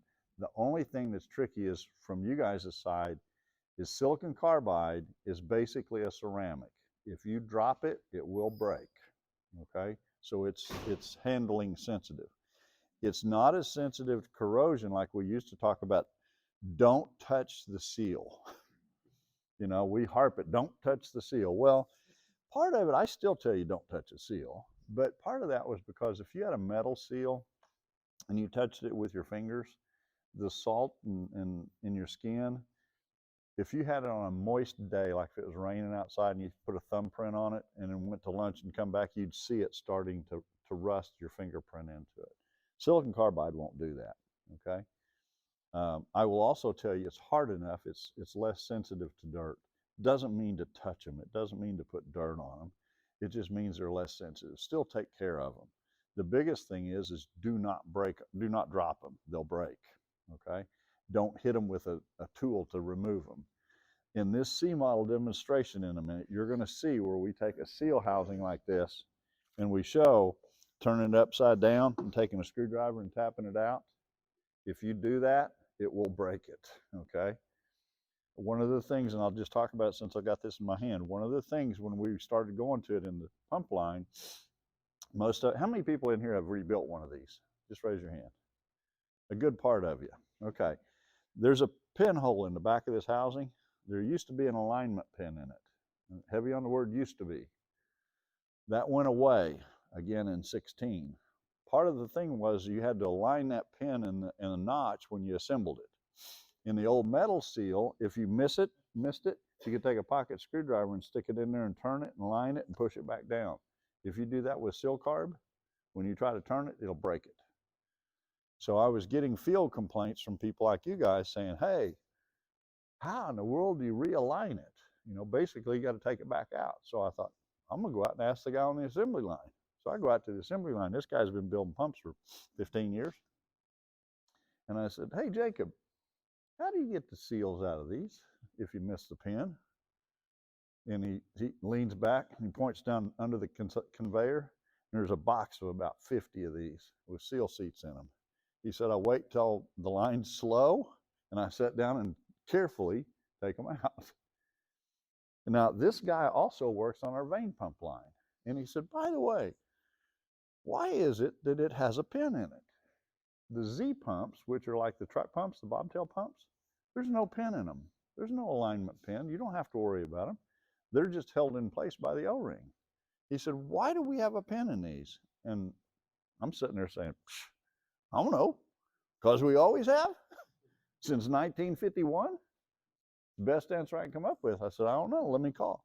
So I picked up the phone and called the engineer at John Crane and I said, Bob, do we have to have that pin in the C model pumps? He said, let me talk with engineering so I get back to you. The next day he called back and he said, you know what? For your average pump, your standard pumps, propane stuff, Buna O-rings, nope, you don't need it. If it's Teflon or Calres, you do, because they're slick enough. The seal will spin. So effectively, we said, we are going to take the pin out. So the hole's still here so we can put it in it. But back in 16, any of these you get will not have a pin in them. If you rebuild an old one, drive the pin back so that you don't have to worry about alignment. Take a Phillips screwdriver and tap back on it. You can take side cutters and pull it out, but most of all, make sure it doesn't stick through. And then you don't even look at the alignment. You're going to see it in this presentation. Makes your life a bunch easier. The other thing is how do you get them out of there? Well, I happen to have a half-inch deep, half-inch 3/8 drive socket, thin wall, that would slip through the bore of our old housing. It was close. If the plating was too tight, it might stick, but I could push it out with it. But while we're sitting there looking at all this, I was like, why don't we make this hole bigger? So I went to engineering. I said, is there a reason we can't make that bigger to make it easier to take out? And they said, how big do you want? And I said, oh no. That's Okie, by the way. Oh no. I said, give me a couple minutes. And I ran down to the hardware store and I come back and I said, about this big. Any new pump, when you buy a new housing, half-inch PVC fits through the back of it. So you can use half-inch PVC to push the seal seat out. And that way, even if you were trying to take a silicon carbide out, you can take it out without breaking it, just by using half-inch PVC. Now, these two pumps won't have this housing in it, but if you buy a new housing, you'd be able to. But that's just one of the little things that were changed at the same time. And you're going to see it on this presentation, okay? Most of all, when you're rebuilding one, if it still has a pin in it, don't mess around with it. Just drive the pin back and make it to where it doesn't stick through, and clean up the inside of the housing and put it back together, and don't worry about the alignment, okay? Learn something. I go home now. One? At least I got one in there. You know, you need to meet my wife. I assure you don't know everything. I got one of those too. Mine's German. What's yours? I don't know what you is. Oh, smart man. Didn't say. Yep. Okay. Anyway, we were going to talk about that in a minute, but this just saved time. It's a good time for us to talk about it. But keep in mind, the new seals, when you take them apart, there is no alignment pin in them. Okay. If you ever had one that was Calres or Teflon, it would have that in there. By the way, to build one with Teflon is really, really, really tricky, because it's a Teflon, a virgin Teflon, that white Teflon O-ring. When you try to press it into the housing's bored out. But it's really tricky to press that silicon carbide in with Teflon around it without breaking it. The guys do it with a hydraulic press at the factory. It is not fun. It's not fun. And I'd tell you, they probably have a 30% breakage just at the factory. It's not easy to do. But, okay, we're going to go through this. One thing I want to mention, I mentioned it earlier. How come that's not, why isn't it communicating? You see what's here? You see what's there? Okay, we're going to have to figure this one out. I don't know why.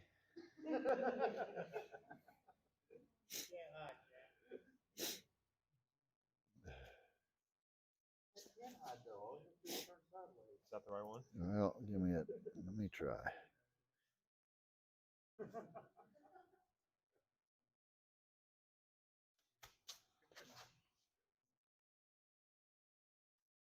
Is it, I'll tell you what, sometimes, is it coming out in a different screen? No, that's a different one. Oh, There's a link to that if you click on it. you want to show this on screen? Yeah. Okay. You get to come help later too. You just volunteered yourself. I'm electronically challenged. One of the things I mentioned earlier, there's two different turbine pumps. There's what I call a big turbine pump and a little one. The difference is the auto gas pump, which has ANSI flanges. Some of it, if you've ever seen it, I always call it a Mickey Mouse pump because it's got Mickey Mouse ears on it. It's got a bigger shaft diameter on it, so it's got a different seal. But in the case of the C models, they all use the same seal. So whether it's a C10, a C12, you see in this photograph, the C models, the C means close coupled. The motor shaft is the pump shaft, so they're close coupled together. That's what a C model is. An F model, like up here, that's a foot mount or frame mounted pump. It has a bearing frame, sets on a base plate with a separate motor. Takes up a lot more room, and you got to watch coupling alignment. If you're ever dealing with one of those, you want to remember the alignment is done after it's installed, okay? I can install it and put it together with a pump and a motor at the factory and line it up, but by the time it freights over to South Carolina or over to Gas Equipment's warehouse, it won't be aligned. And by the time it ships to wherever you're taking it, it won't be aligned. And whenever you got Billy Bobs over here? You don't have Billy Bobs here. If you have Billy Bobs in Texas with a 36-inch pipe wrench putting pipe onto that, I'm not going to guarantee that pump doesn't move. So always, anytime you're dealing with a pump that has alignment, make sure you do it after it's installed, okay? Because just in case the pump moves. Then we have what's called a DL. That's kind of a halfway in between the two. It's a machined rabbet that aligns the motor to the pump. It uses a special C-face motor, but the motor shaft is not the pump shaft. It still has frame bearings and bearings holding the shaft, okay? But the mechanical seal is exactly the same. Doesn't matter which one you're working on. Doesn't matter if it's a C12, a DL16, an F14, an F18. There's an F18, not the airplane. There's actually an F18. All of them use the same mechanical seal, okay? People say, why are the difference in them? Some people don't like having the motor and the pump together because if something happens to the motor, they got to break into the piping, the gas part. Or if the pump is bad or the motor's bad, they got to take the motor and the gas piping out and do everything together. In the case of the DL model, you can take the motor off and change the motor without having to interrupt the gas piping. The biggest thing I will tell you, this is much more compact and there's no maintenance. There's not a grease fitting on this, okay? The motor bearings are the pump bearings and they're actually basically sealed bearings. In the case of the DL model or the F model, there's grease fittings on them. And you got to periodically do maintenance. It says 3 months on most of our bearings. These actually call out for once a month. Basically, you go out and just put basically a couple pumps of grease in them. But that's the biggest difference in them. But the repair of them is the same, whether it's an F model, DL model, or C model, okay? And it's a 113 CXA6 now, seal assembly. Been the same seal since 1951, okay? This is just showing the inside of the pump. The one thing I want to mention, you don't have to worry about it on standard C models because the single phase motors will only run one direction. If you're dealing with the F models or any three-phase motor, like you can get these with a 3-horse 3-phase, those motors can run in both directions. The normal direction of rotation, people see this inlet over here and they think the pump turns counterclockwise. It does not. The liquid goes in around the nozzle and comes in over here and goes out the top. So when you're looking at the face of the pump, counterclockwise is the direction of rotation. You don't ever have to worry about it on one of these because they only run one way. If you ever send a motor to a motor shop, double check them because they can make it change, okay? But it should run counterclockwise when you're looking at the pump. There's an arrow on the front. Let me back that way. You'll see it in a minute. There's an arrow on the front of them that shows you, okay? This is just showing the openings. Again, this little 1/4-inch port at the front is a gauge port. This is what's called an auxiliary discharge, this little port over here on the side right here. Some people will put a hose off of that. So like they'll have the discharge line going to a meter, and then they'll have a small hose over here. So if they're doing a scale fill or something like that where they're not using a meter. Some people will take that out and put a gauge in it. It depends. It's just an auxiliary outlet, okay? And this is just showing the numbering. They're all made out of the same castings, okay? This is a 1002 case casting, 1001 cover. The castings are the same. It's just the machining of the channels on the inside of them make the difference. The one thing you want to look, if you don't have a nameplate, there's a stamp here and a stamp on the back of the discharge nozzle, and there's one on the impeller. A 0 is a 10, a 2 is a 12, 3 is 13, 6 is a 16, etc. You want to make sure all three models match if you're mix matching parts, okay? Some parts won't fit into the other ones. You can put a 10 in a 12, but it won't pump, okay? A 12 won't fit in a 10, but you want to make sure all three of those match. Oh, this is showing you the old cover. You can see the arrow in it. In a minute, you're going to see this is the new cover. This port was added whenever we built the 16. These pumps don't have a port if you wanted to put suction pressure on them. You remember us talking about troubleshooting?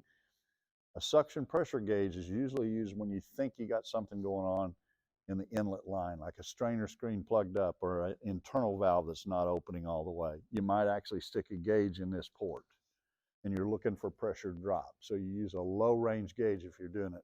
I tell people all the time, as a service guy, I carry a digital gauge, okay? When I stick something in here, I'm looking for 1 or 2 pound drop. So I don't want to use a 0 to 400 on it because you're not going to see a pound pressure drop. A digital gauge, I'll see halves. Now, is it really, really accurate? I'm looking for change. So I'll look at it before I turn it on. If it's reading 100 PSI and I turn it on and it shows 98, I have a 2-pound drop. I don't care if it's 100 to 98 or 150 to 148, whatever. I'm just looking for change, okay? I tell people all the time, if you're doing this and you're I tell distributors to do this too. If people are thinking about putting gauges here, it's only a troubleshooting port. This one tells you if the pump's pumping. This one's troubleshooting. This one, I'd put a needle valve in it and plug it.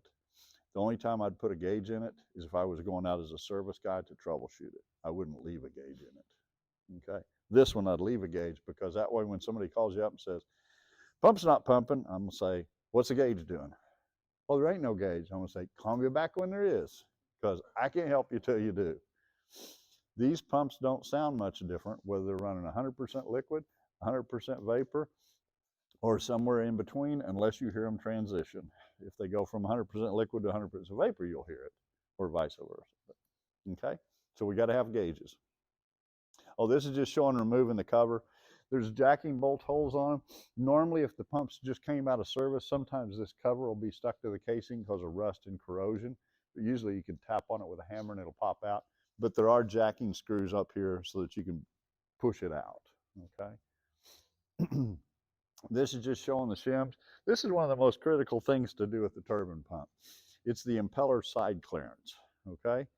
When you get a pump from us new, they have a tendency on the assembly line to build them with one red and one green shim.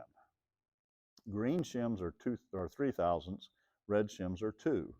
And what we're talking about is we're sandwiching the sides of the impeller. Those shims adjust that clearance. If I take them out, the cover goes in further, squeezes it more. So you can have a pump that's been in service for a while and say it's had a little bit of debris go through it and it's worn the impeller a little bit and it doesn't want to build pressure like it should. The way you check it is just double check the shimming to see how much pressure it'll build and then see how much clearance is in it.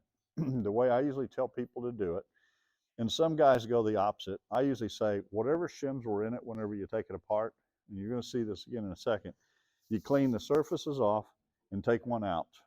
If it had a red and a green one, take a green one out, bolt it together. Take a pocket screwdriver and turn it in a fan blade, see if it's rubbing or locking up. If it rubs, I put a red one in. If it locks up, I put a green one in. If it doesn't rub or lock up, I take another shim out. If you can take them all out, take them all out. All you're doing is squeezing tighter and tighter on the impeller. If you can take them all out and it doesn't rub or lock up, you know it's got more clearance than it's supposed to, but you don't know how much. You'll see it in a second, but if you'll take a piece of the green shim and either stick it to the impeller or the front of this face and use it like plastic gauge, if you're familiar with plastic gauge. It basically, you're squeezing it between the impeller and the case and the cover and trying to smash that plastic shim. If you can put one green shim in there and it locks it up, that means you know it's got less than 3/1000s clearance. Take the piece of shim out, bolt it together, and you're good to go, okay? If you have to stack up 2 or 3 pieces of shims before it locks up, you probably ought to change the impeller. We sell a lot of impellers that I can tell you guys we probably didn't need to change. Do you remember the class that we did a while back in the northern part of your state?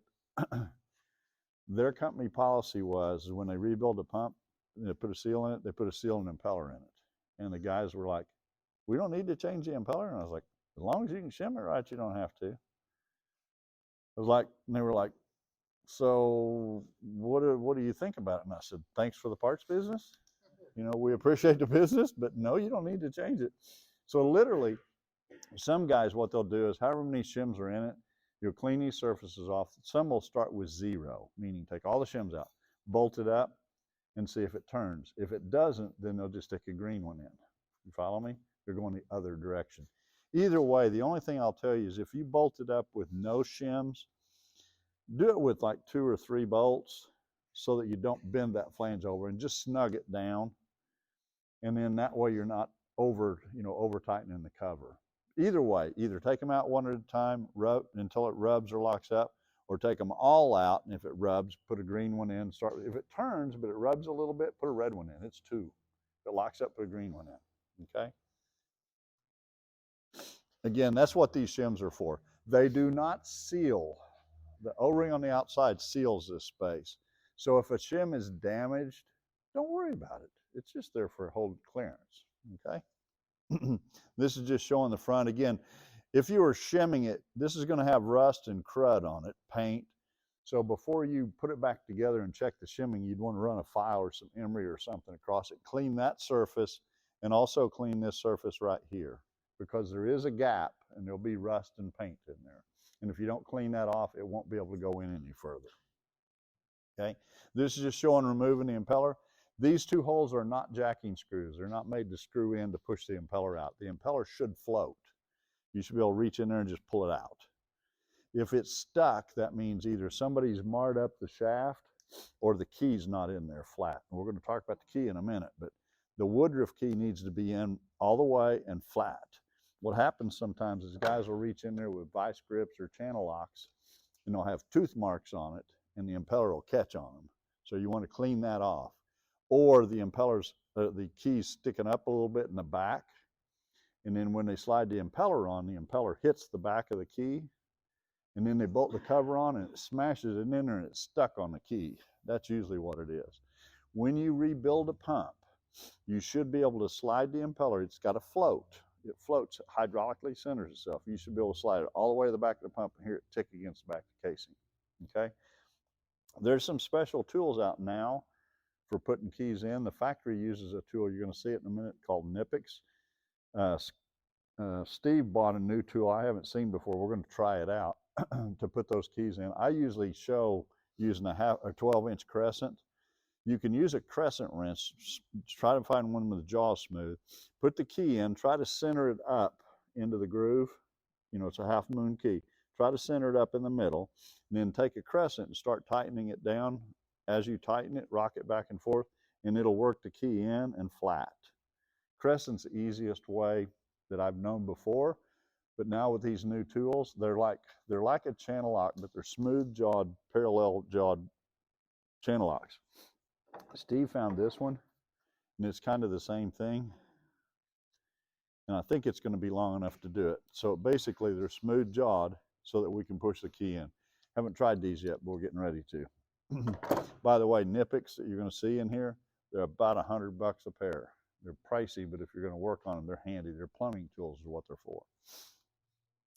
If you ever take an impeller out and it's discolored like this, that's from dry running. Remember, when it's operating, the impeller's floating between the case and the cover, but the liquid hydraulically from differential pressure makes it center. When it runs dry, there's no liquid in there, so it can bounce around. It'll get a little bit of noise. You'll hear it kind of vibrating, but the impeller's rubbing on the sides, and it can generate heat, which will discolor it like this. Now, this impeller looks funky, but it's not hurt. As long as there's no fins bent over out here on the outside, that impeller, as long as it'll shim right, is still good. I was sitting in a class with a guy one day, and he said, well, I told him, I said, the trouble with this is you don't know when that happened. It might have happened yesterday, last year, 10 years ago. I don't know. So if you ever go out to a pump that has a seal leak and you take it apart and you see an impeller that looks like that, you know it ran dry. And it ran dry for a while to make it get hot, that hot. Now, if you go back out there the next week and it's got another seal leak, if you don't clean the impeller off, you don't know whether it happened again. And the guy in the classroom said, could I polish that? Like steel wool, or you don't want to take metal off of it, so you want to be careful, Scotch-Brite or something like that. I said, yeah, it's really not a bad idea, because that way if you put it back together, a week later it has another seal leak, and you go back out there and it's purple again, somebody's running a pump with a valve closed, or a tank's empty. Something's making it get hot. Otherwise, that impeller is not going to be discolored. You can take a pump apart that's 20 years old, and the impeller will look new. Maybe a little bit of scratches from debris going through it, but nothing like this. Oh, if they're ever bent, if one fin's bent over, don't worry about it. Do not straighten it. It's brass.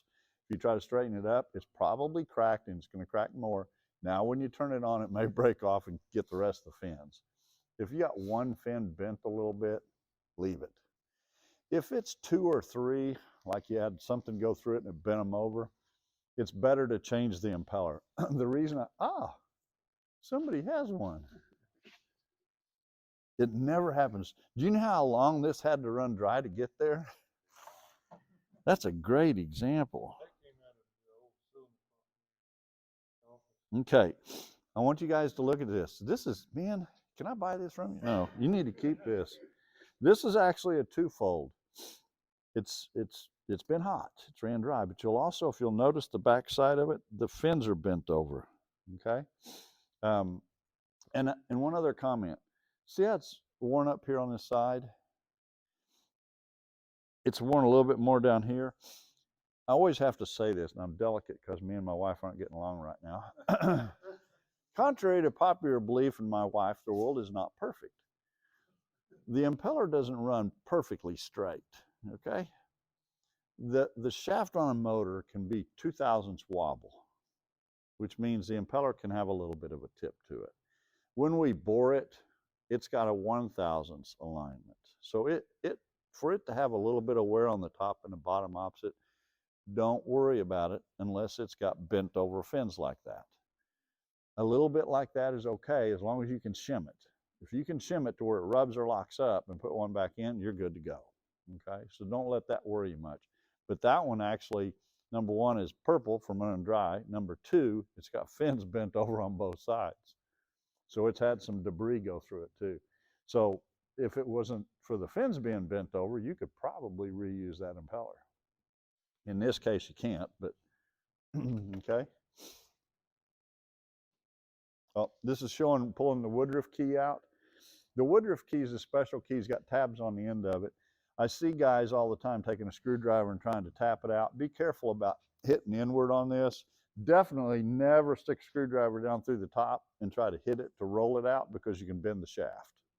Okay? And remember, the shaft locates a mechanical seal. So you'd end up with a wobbling seal. You'd end up with a seal that you couldn't stop. Okay?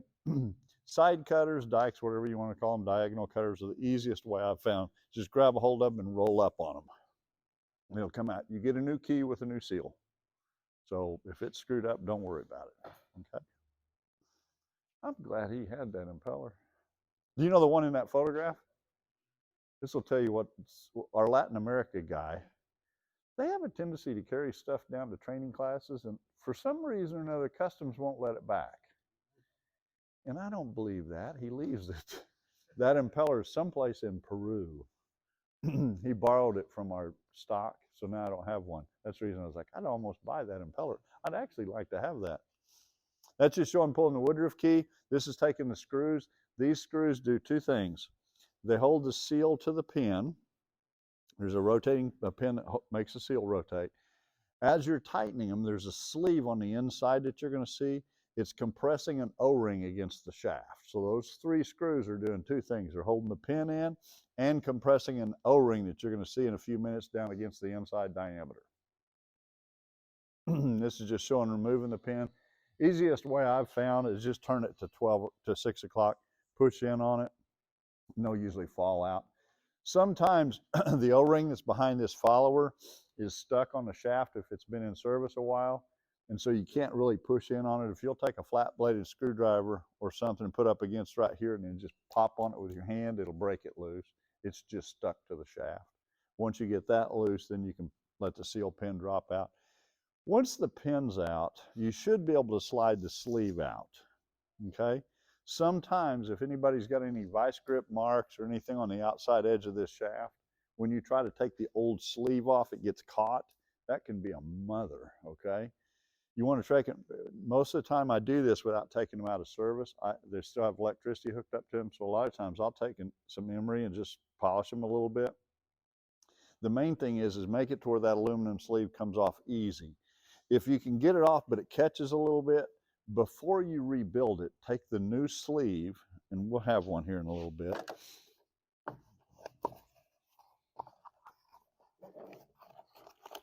Take just this part and slide it on the shaft and make sure it slides easy. If it's catching on anything, polish it before you go to rebuild it. Okay, it'll just save you a lot of headaches. This is just showing the pin we talked about, and then the sleeve O-ring in here. That O-ring seals against the shaft behind the pinhole. It's a good idea to reach back there with your hands and feel and make sure there's no debris or residue where the O-ring was sealing, because otherwise when you put it back together, you may have the old O-ring sealing on some crud back there, so you want to make sure that surface is clean. This is showing, now the next thing to do is pull this housing out that we were talking about, this part. The only thing holding it in is an O-ring around the outside diameter. Take the nameplate loose. I usually take one screw off and bend it back, and then take a big flat bladed screwdriver like this one, stick down through the holes and pry on it. What you're doing is you're prying against these notches on the outside and prying to push it out. Now sometimes it's stuck, there's an O-ring around the outside, sometimes it's stuck on there. Usually what I'll do is I'll push it back and forth a few times and it wiggles it, and then hold up on it. A lot of times it'll go ahead and break loose, okay? But that's how you get the housing out. This is showing the housing and the shims. The one thing I'll always warn people, these shims don't come in a seal kit. They adjust seal spring pressure, all right? Sometimes they're stuck on the back of the housing. Sometimes they're stuck in the casing. The main thing when you take this apart, locate them and remember to put them back in. If you don't, this housing will go in further, which will make it real easy to put the pin in because you're not having to compress it as much, but it also won't have much spring pressure on the seal face, okay? So it's critical to put them in. Usually there's a thick and a thin, or 3 thins, about 30 thousandths worth of shims on them. The biggest thing is make sure you locate them and put them back in when you put it back together. Now this is showing what I was telling you before. We use a screwdriver to drive it out. If it's a metal seal, driving it out's fine. If it's silicon carbide, you can drive it out with this, but it's going to break when you do it, okay? So be careful, all right? These two will probably have metal seals in them because they haven't been rebuilt, and their housing is not going to have the big hole in it, just so we all know. So driving them out with a screwdriver is probably the easiest way to get them out, being the metal ones. This is just showing the shimming. Again, the shimming is to adjust the spring tension. This slide is just talking about if you were trying to double check it. The way it should be is if you had a screwdriver stuck in the shaft to hold the shaft in position, and you had the pin locked at 12 o'clock, it usually has the movement about the depth of the notch in the back of this sleeve, okay? That little notch, it's about 25 thousandths, something like that. So you've got about 25 thousandths movement. If you leave the shims out, you'll have more than that. If you get too tight, you can't get the pin in it, okay? Usually I tell people if you try to put the pin in and it won't compress back far enough, you misaligned the pin in the back of the housing. But we're not putting that pin in anymore, okay? Again, this is just showing if you misaligned it, you can push in on it and move the pin alignment out. If you can do what's shown in this photograph with a notch over here and a pin up here and move it around, if you can move it around more than about 10 thousandths, it probably should have another shim in it. Most of the time, you put in 99.9% of the time, just put in what came out. Don't forget them though, okay? And this is just showing the alignment pin. Again, in the old days, we used to show you using a screwdriver head, and you'd take the old metal seat and balance it on the screwdriver, and then you'd take this housing and push it in. The guys on the assembly line have this cool metal tool with a Teflon seat on it to do that. Well, you don't have that in the field. So I used to always tell people, just use the back end of a plastic screwdriver. If you're working in a shop, stick a screwdriver in a vise. Spray the seal seat with WD-40. You hear me use WD-40 a lot. I usually like to lubricate it with a light spray oil, and WD-40 is an easy one to remember. So I would spray it with WD-40. I'd set it on here with the notches up, and then I'd take the housing, and in the old days, I have to align it. Now I don't. I just push it in here and push it down, okay?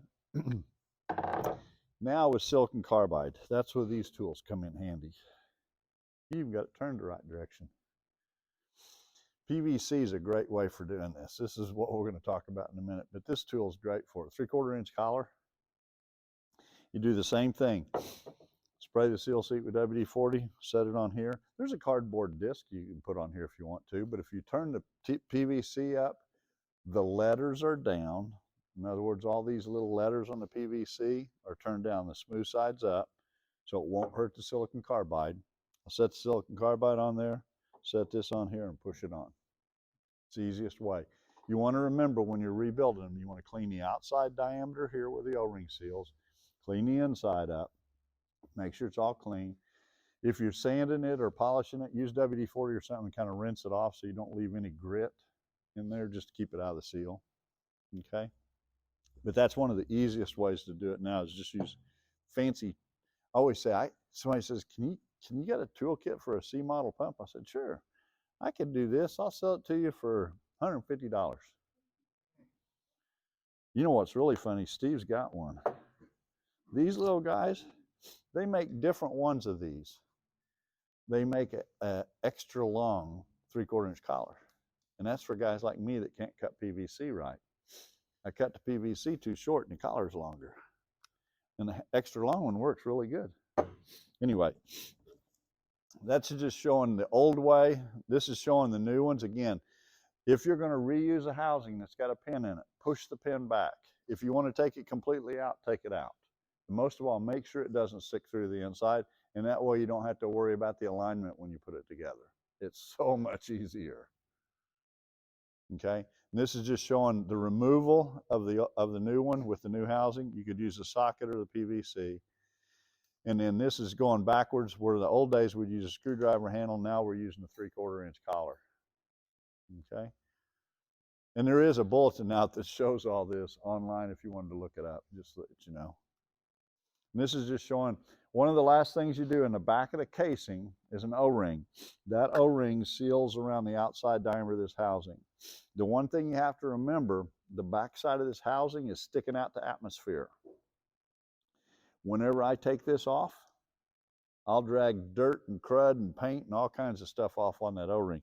A lot of guys don't like to change this O-ring because it's not the easiest to get out or to get in. But make sure you change it. And remember, when you pull the O-ring out, all that crud that came off while I took this housing out is sitting on that O-ring. When you pop it out, some of that can fit down in the groove. So before you put a new one in, I take a can of WD-40 or something and blow that groove out to make sure there's no debris in it. If you want to put grease on this O-ring when you put it together, knock yourself out. You can put grease on O-rings. Do not put grease on seal faces. If you're going to put something on a seal face, WD-40 or a spray lubricant. I always say a spray lubricant because then if you do touch it and you get something on it, don't wipe it off, blow it off with the spray lubricant. Just rinse it off, okay? Again, make sure that you change this O-ring. And normally I wouldn't have handed your pick sets out until the end, but since Steve went ahead and did it, you now have a pick set to be able to take these out, okay? This is just showing before you put a pump back together. One of the things that can happen eventually, and these are fairly old, I'd have to look at them to get the dates.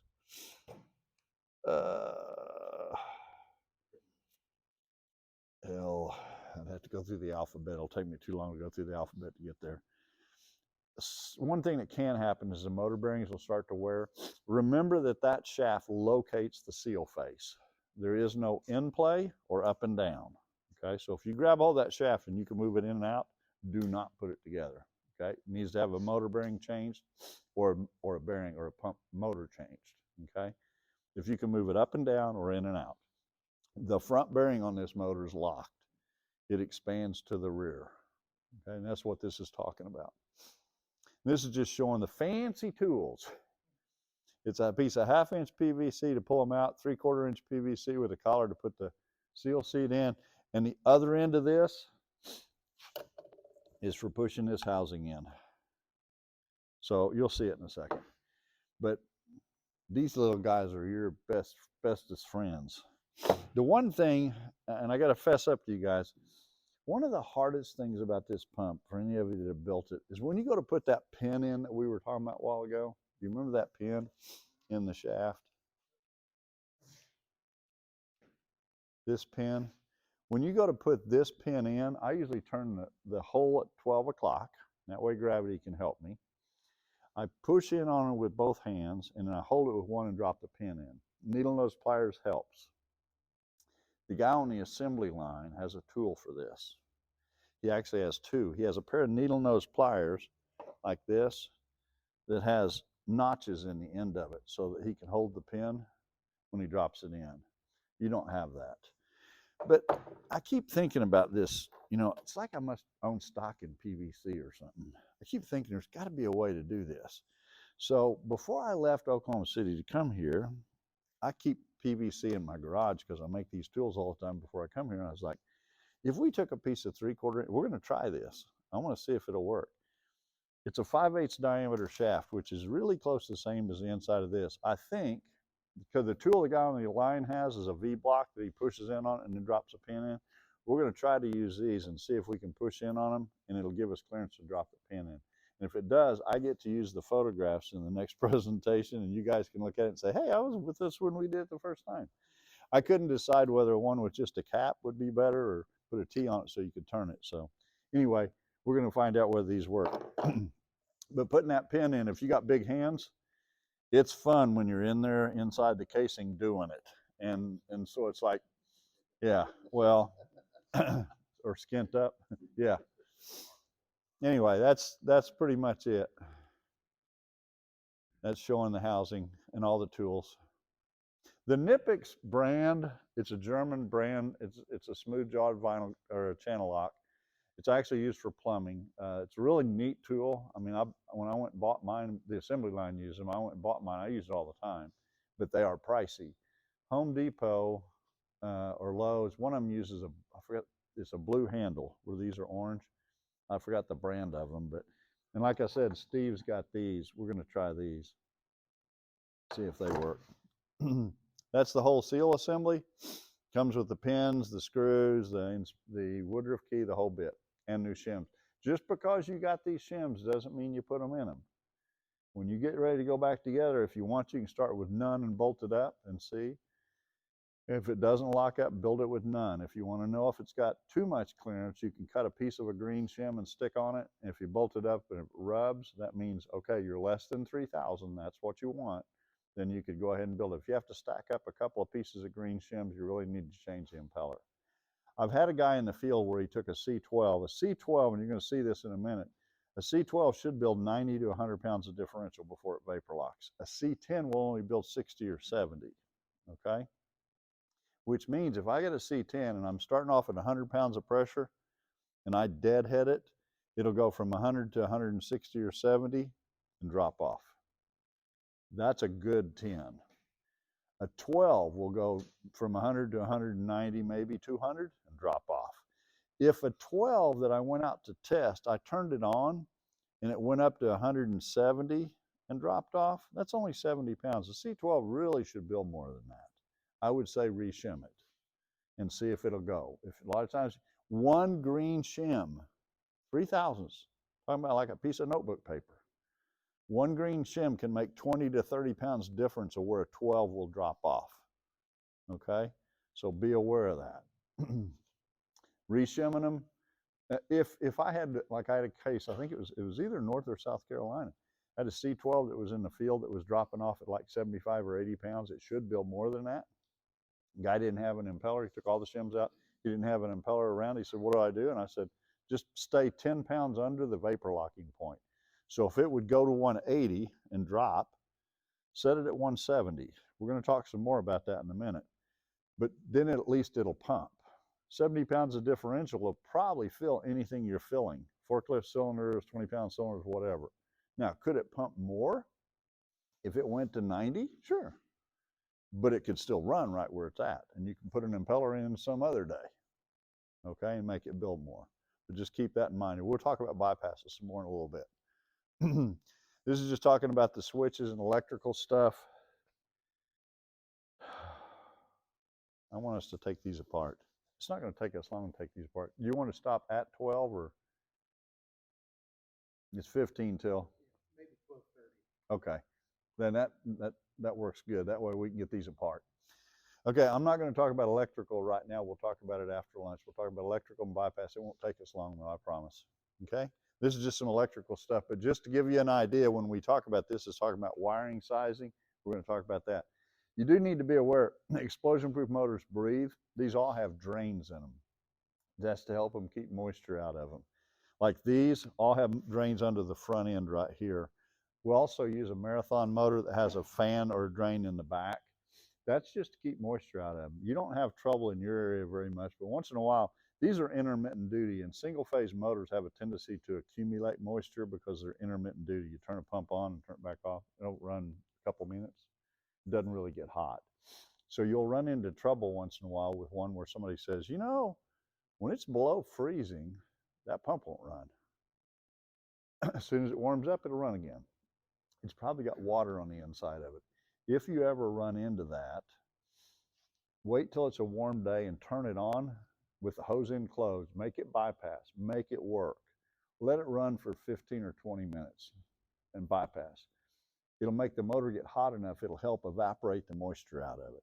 I told you earlier, these don't have any maintenance. The one thing I try to tell people to do, periodically, once every 6 months or so, 3 to 6 months, it's a good idea to go out to a dispenser and do that because it'll help keep moisture from building up on it. Pick a day like today where it's sunny, it's not raining, okay? And let it run for 15 minutes. And the hose is closed. Just make it work. The motor it will get hot. If it gets hot and trips the overloads, let it trip the overloads. Let it get hot. That's what you're trying to do to burn the moisture out of it. It'll make your motors last longer. Okay? That's the only thing I'll say as far as the maintenance on them. Okay? Any questions about any of that?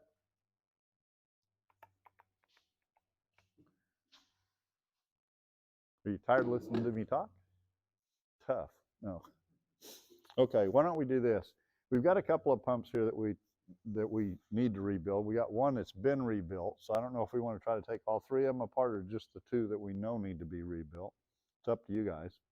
By the way, I've done this before. I really don't need to do it again. I'm going to watch you.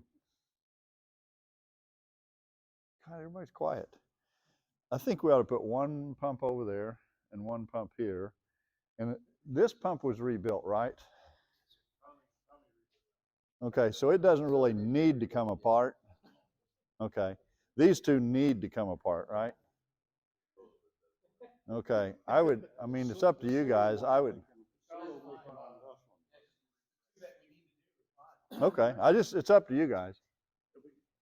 Since we got the tools and Yeah. everything, let's just set one pump here and one pump right there, and then We put the can. tools in the Yeah, middle, we could do that and then y'all can. and just kind of work around it. And either somebody can come volunteer to be the main ones, or everybody can come up and work together, whatever you want to do. I can also volunteer people. I'm good at that. Yeah. Yeah. You guys need to, I'm going to set this.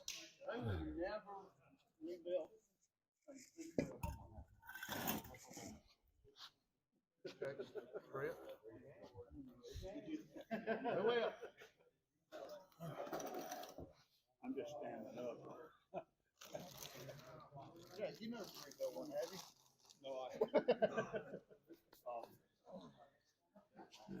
Do one there and one down here. There we go. Oh. Remind me to talk about these springs later. Yeah. When I'm talking about bypasses, I'll keep them sitting here so they should remind me. But kind of watch out for these cords back here. Do you remember when they had the optics for checking those John Crane seals? Oh yeah, we had one at the factory. It's optical We used to use them converter. in the Navy all Yep. the time. I built pumps. By That's light- what I did there. Do by light bands. Yep.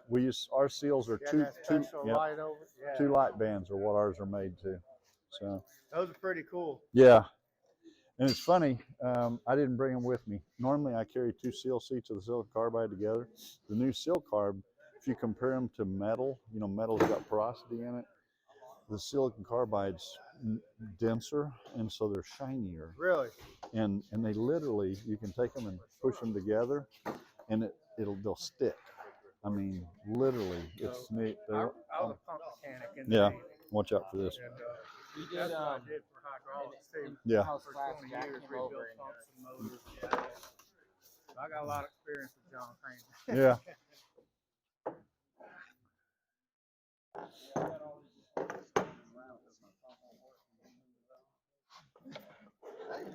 You got a whole one right there, Ron.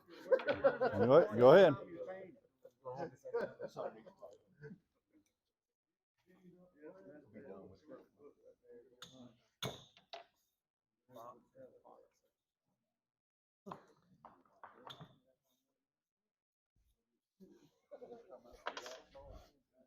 I'm gonna move your sign-in sheet back here.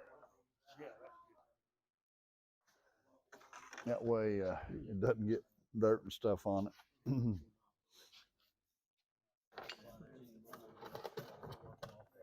I learned two things, running that motor, and Oh, yeah, I thought I would wear it out, but it helps it. yeah, it actually helps it. Hope I can remember it, though. Uh-huh. I'm at that remembrance age where I knew I was supposed to do something. I just can't remember what it was. No, I know exactly what you're saying. Many exercises done, and even with bobtail pump underneath, We ain't got enough tools, I go out there. I always get the instructions out, like, Oh, we got service trucks right on the outside. bobtails, you gotta leave that gap there at the end, and it's like, if I don't look at it, I know I'm gonna forget it. Mhm. I pretty much Yep. realized. I never work on one without instructions, so I see what. Okay, part see if I you're left lucky and out. if it'll slide. If it tries to Two slide, side ones yeah, there. use the 2 jacking bolt holes. Slide it back just a little bit and it'll get to just, that's good enough. It'll keep it from tipping on you.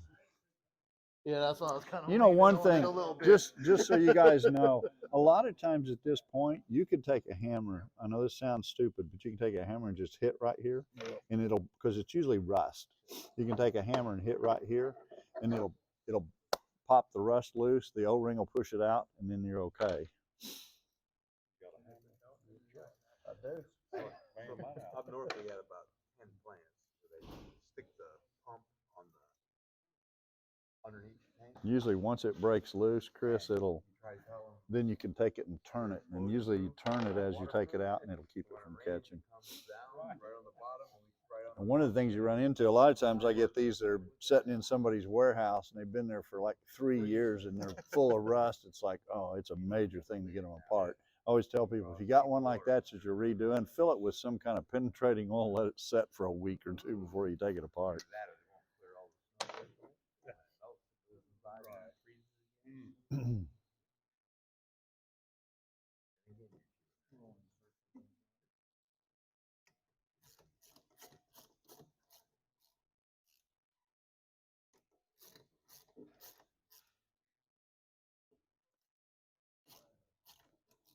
There you go.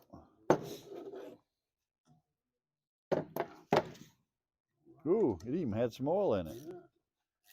I didn't bring any rags. Didn't think about that. Oh, that's really loud. Oh, it probably just had a little bit put in. Oh, okay. Oh, well, that's the good part about it. That's why they all plugged off. Yeah, there you go. Yeah. Yeah, now, usually what I do whenever I take them apart like this, if I'm rebuilding them, I always just put the loose parts in the middle of the housing. It's just a good place to keep them. Most of the time, you're not reusing them. You know, you got new parts for them, but like any of that kind of stuff I leave. And this is one of those deals, you can see how much rust and stuff is right here and right here. So if you were trying to reshim these, in order for you to reshim them, you got to clean that surface off. If you don't clean it off, then it's not going together any further. And that's half the fun of it, is taking a file and cleaning all that off. But Need some fine emery paper. yeah, fine emery or Scotch Brite. Yeah, here's a file. This will help too.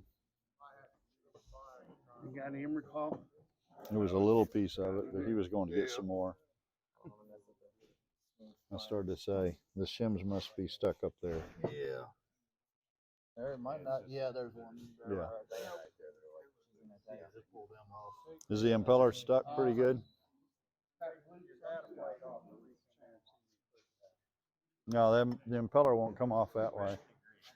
It probably, sometimes they're stuck. You can, if they're stuck too much, you can take wrenches on the side. Yeah, this one's discolored too. You can take wrenches from the side and try prying on it. Yeah, I just don't want to use the brand new smooth wrenches. Yeah, I would. That's the fun part whenever it's rusted on the shaft or stuck on the shaft, trying to get it off. And the jacking, they're not really jacking screws. If you screw in on them, they'll hit the seal housing. Yeah, they're for pulling. And we have an actual puller at the factory, so if somebody puts it together, it's just a little plate with 2 screws that go in there and a center thumb screw, which is great. But generally, I don't know. Is he having trouble getting that one off too? Yeah. You might. Oh, that won't help get the key off. No. Or the wood, or the. Not come on. You might be able to. You might. Can you get? I can't. I don't know if you can get into here with a crescent. Oh yeah, get the bolts in there first. Get the impeller out.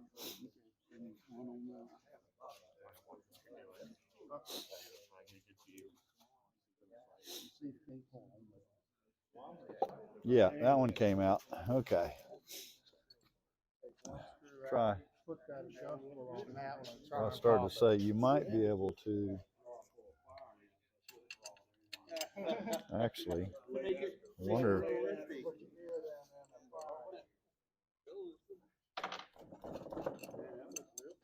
That looks like a brand new one right there. Put it back together. We're done here. Yeah, we don't want. No, I really need something different than this. Sometimes you can get, if you get the right, I wonder if this will do it. I wonder if we can get lucky enough. Oh, hey.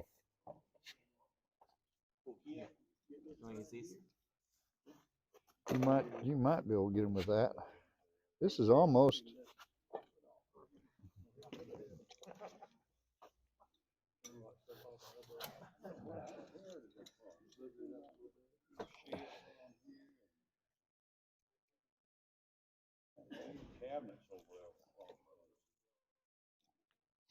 It almost is right.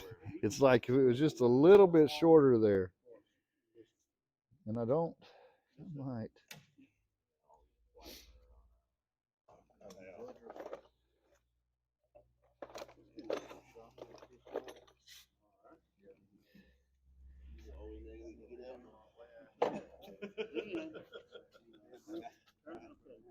Then unscrew it, and then you got a little, Oh, yeah, get it out. and, you might have to take a screwdriver.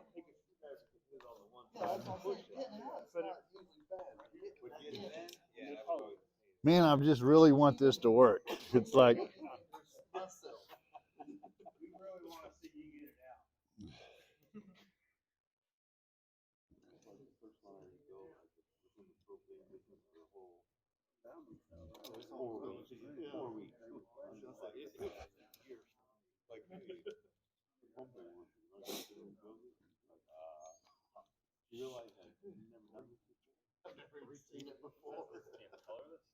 Yeah, it's the impeller stuck on the diameter of the shaft. And of course, it was running off the clean up around the house. Having in the back of my mind.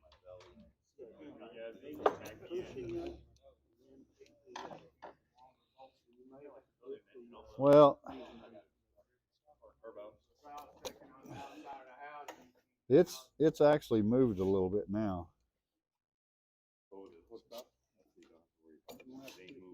Oh, yeah. It's moving. Can move on you.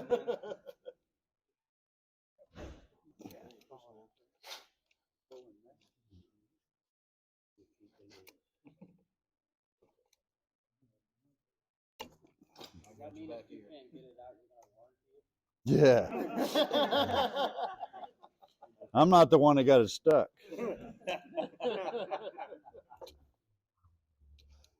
Man, it's close. I mean, it's moved out about 1/4 of an inch now. Yeah. Yeah, it's. Oh, you want to try something else? Yeah, I don't know. It might.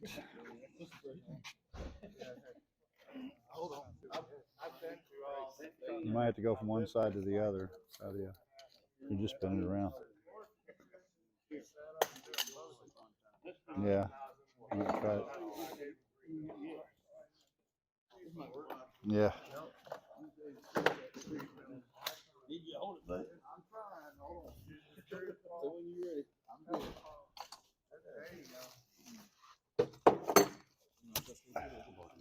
Oh, that's okay. daughter's a nurse, so I get those Mm, operating room and they don't. okay. Now I want to know why it was stuck. It doesn't. I think it might have just been corrosion, but it'll be interesting when we get the key out. If you'll take a pair of take the half moon key out first. Get some side cutters, and you just turn it to 12 o'clock and then grab. What is he doing? Oh, I know what he's doing. He's trying to break the seal. Yeah. Get it? Grip it and then just raise up. Up, no, lift on this end, just this end of it. Just raise up with this hand. There you go. All righty.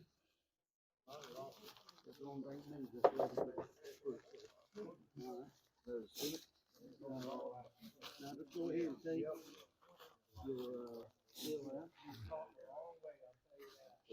Yeah, now sometimes that'll slide out.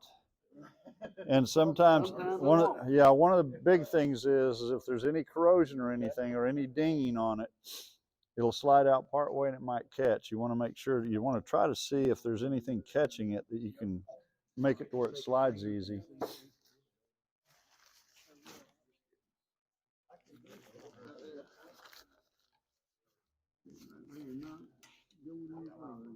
Is it coming out part way and then stopped? Yep. Okay, it may be, depending on how far.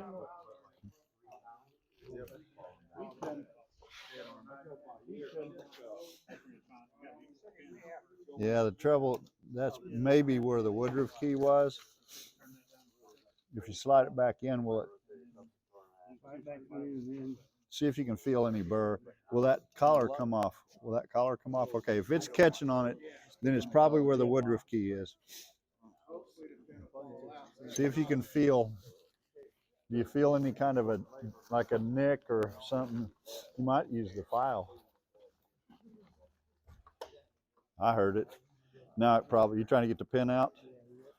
It sounded like it fell out, or it sounded like it. Yeah, it did move. I heard it move, so.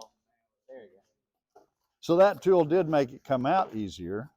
Now it's going to be, will it go in easier? That's what I want to know. Now, yeah. Yeah. Now, one thing, before you do that, one thing I want you to do, feel right here on both sides of that. Can you feel the roughness on both sides of the keyway? Oh, yeah. It's like corrosion. Yeah. That's probably what made that impeller be stuck. And I'm going to warn you, this comes off even tighter than it does. So we're probably going to want to clean that off before you try to take this housing out. I'm just going by feel. You know, even back here, because I guarantee you when you try to slide that housing out, and I don't know, who's your safety guy? Okay, where's Eric? I'm going to ask him, because I say this and I'm always telling people to be careful. A lot of times if you're doing this and the dispenser's in the system, electric's still hooked up. Right now, I'd flip the switch on and polish it and just let the motor run. You just got to be careful. I don't know if you guys can get by with that. Yeah. Yeah. Well, the biggest thing is if you'll take Emery like you're doing right now and just kind of do this back and forth, I'd go around. Yeah, like that. Okay. And you can stick a screwdriver in the back to keep the motor from turning if you try. I'm using the motor. I started to say what you're doing right now is probably going to do it. Okay. Let's try it.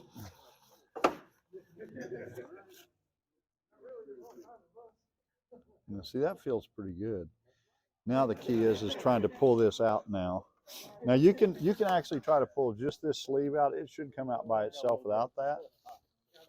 But try to move it all. Yeah, it is. It's moving. So close. Here, let me see. I'm gonna try to find something to pry with. Oh, you got it. Okay. Now, oh, wow! I pulled the seal seat out too. Okay. Now you want to take that apart. I want to show you guys something. When we took this apart, you guys, when he took this apart, the oil kept the seal seat stuck to the rotating. This should have stayed in the housing, okay? The oil being in it made it stickier, but the important part of this that you got to pay attention to, remember you saying the seal leaked? This O-ring should have been so tight that housing, that didn't come out of the housing. The only reason that, exactly, the only reason that O-ring is staying its size is because it got so hot, it hardened the O-ring. That's the reason this came out. Normally this would have stayed inside the housing. But see how black that is? That's a lot of heat. That's a lot of heat. And this O-ring, if you touch it, feel it. You're gonna get your fingers dirty. Oh, no. That O-ring is really, really hard. Yeah. That's what caused the seal leak. So if you were looking at the culprit of what caused it, it's from dry running. And to get a seal seat that hot, it ran for a while. Now, Somebody forgot to turn it off. yeah, Somebody was waiting to see if the pressure would come up. yeah, yeah. Okay. Now you need the big flat blade. Oh, you brought your tools in. There you go. Here you go. I like that tool bag. Now I'll tell you, because this thing had run dry, that O-ring that's in there may be kind of stuck too. Start here. You're probably in this direction. Yeah, start further back. Start there, and then pry that direction.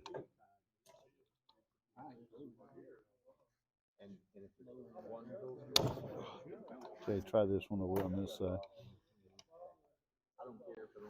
Okay, you got to be straight in on it. So you got to be like, well, this is almost too big. You got one next size down from this? It's trying to make it turn.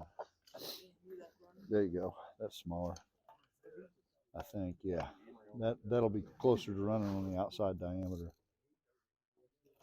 Man, that's because it's got so hot. Even the seal housing O-ring is hard.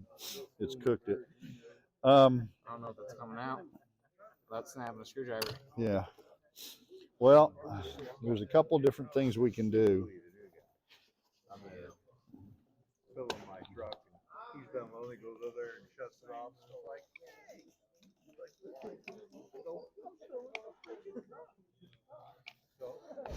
you just shut the gas.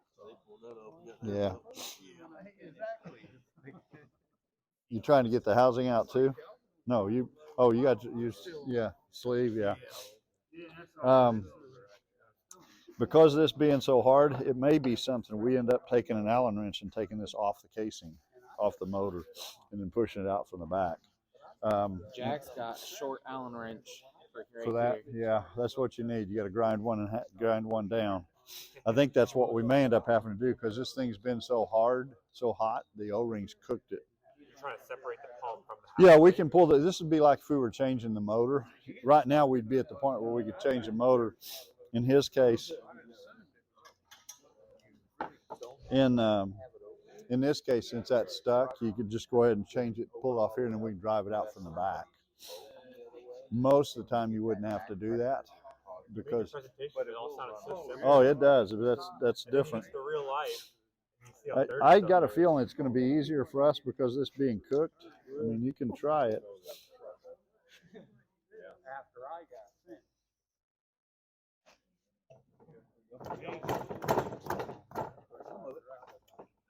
I think it's the O-rings cooked on the housing. Yeah. I think why don't we go ahead and take it off from the motor? Come on, I know you're there. Why I'll let you do it. Yeah. Yeah. You got what you're doing. Did it break loose? Sure hope it did. Yep. They don't make the Allen wrench like that. That's a custom. Yeah. I'll make one for you. So I made it. I got Yeah. $79 for you, 69. Yeah, special discount. You'll buy a handful and just saw them off. Yeah. Well, ball sockets work good for the other ones, you know, little ball sockets. But that one, you gotta have a cut off one Who to knows do. what pump laying around. It's a lot better kit than I got last time.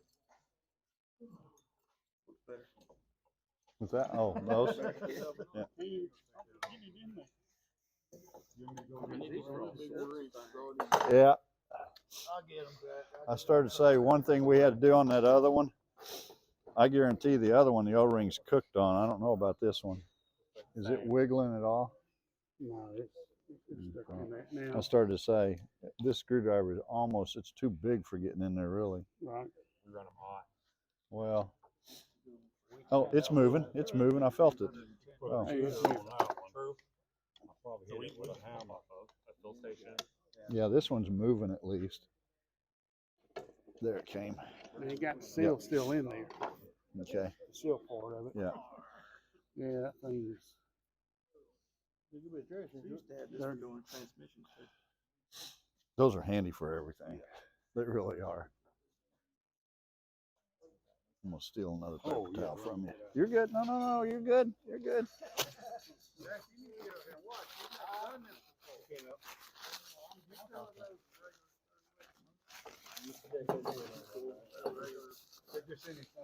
Now we got one new housing that we can put into one of them. So what we might do is look at which one of the housings when we get that one apart. We might look at the housings and figure out which one, but we'll put this new housing in one of them. Or just slide it on the edge.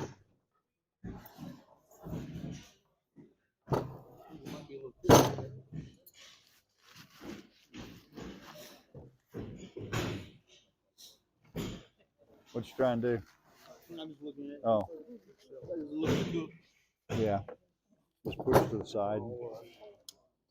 If you push to the side, it'll pop off. Now, yeah. Now this one, this is where we were talking about the shims. Remember the shims on the back of the housing? There's shims right here. These are the ones that you want to be careful about and not lose. There's one right here, which makes me think there's one right here. Yeah. That's it. Usually there's a thick and a thin. So like, this is what I was talking about. You got to be careful. You want to make sure to locate them. Like if we were wiping around in there and it fell out, when we went back together, you might leave one off. Now one shim would just make me have a little less spring compression.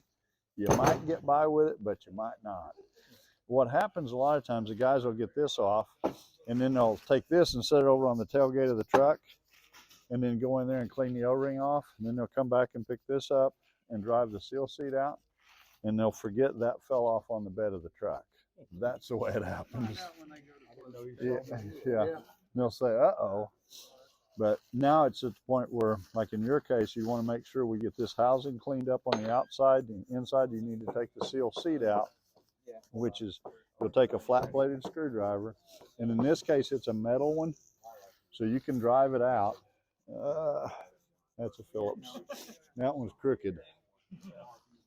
You got a regular flat blade? We got that big one. Yeah, you could probably use it. It might fit. You just gotta set it down against the table.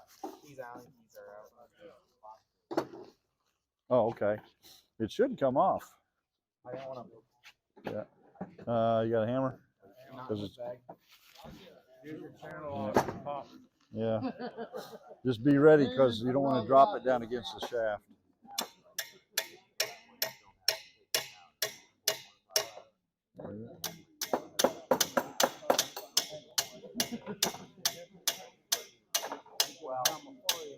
It's coming. It is.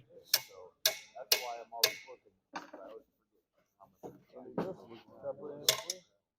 No, that's not far enough yet to do that. No, we can't skip that part. Yeah, the trouble is trying to make it to where you can catch it too.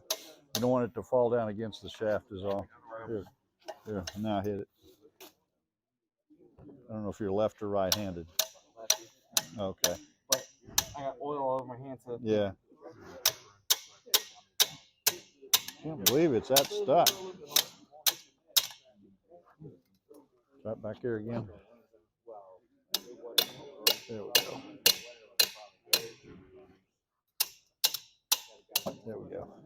Now we got it. Oh, we don't have the housing. Oh, yeah, that's right. The housing was stuck. That's right. Okay. Well, I'd say that's your problem. Yeah. Well, now the good part is all you got to do is this will just press out, but it's probably going to take a hammer to break it loose. Take that crescent. Oh, we got a hammer now. And just tap on it, but all it's holding it's an O-ring, so just tap down on it right here.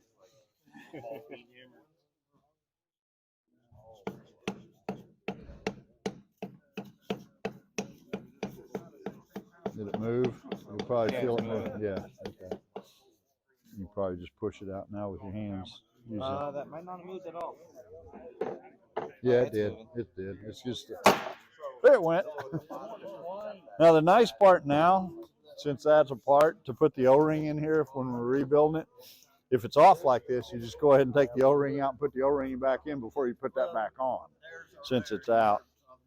But in this one's case, like that housing is in pretty good shape. If we're going to rebuild this, we need to know, is this motor good? Do you know? Yeah. Okay. Then I would say if we're going to rebuild this one, we won't reuse this housing. We'll use the new housing on this one because this one's in much worse shape than that one. The one down there is in pretty good shape, but we need to clean some of that rust and stuff out of there. And we need to clean the O-ring groove out. I think that one does good.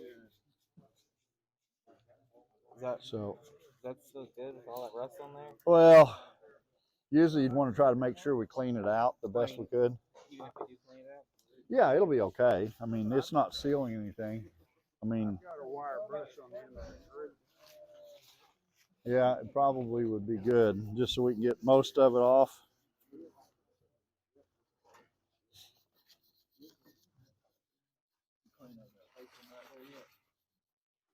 I'm going to lay these shims here. I'm going to get some more of this off of it.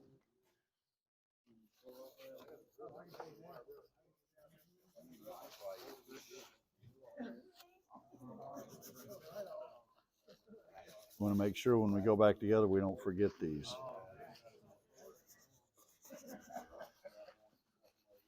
Like I said, the nice part here is we can get the O-ring out of the O-ring groove before we put it back together, clean that groove up, put the O-ring in here before we bolt it back onto the motor. As compared to trying to clean that O-ring groove out while it's on the motor. Yeah. Yeah, because this housing, yours isn't near as bad as this one. Yeah. Yeah, that's why this one was stuck in there so much. I mean, it's got so much corrosion on it.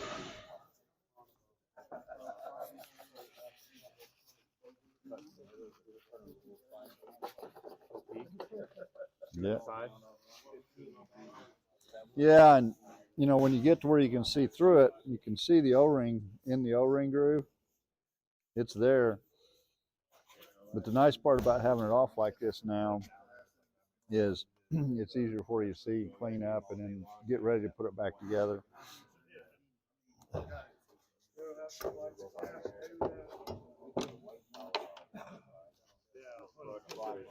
Okay.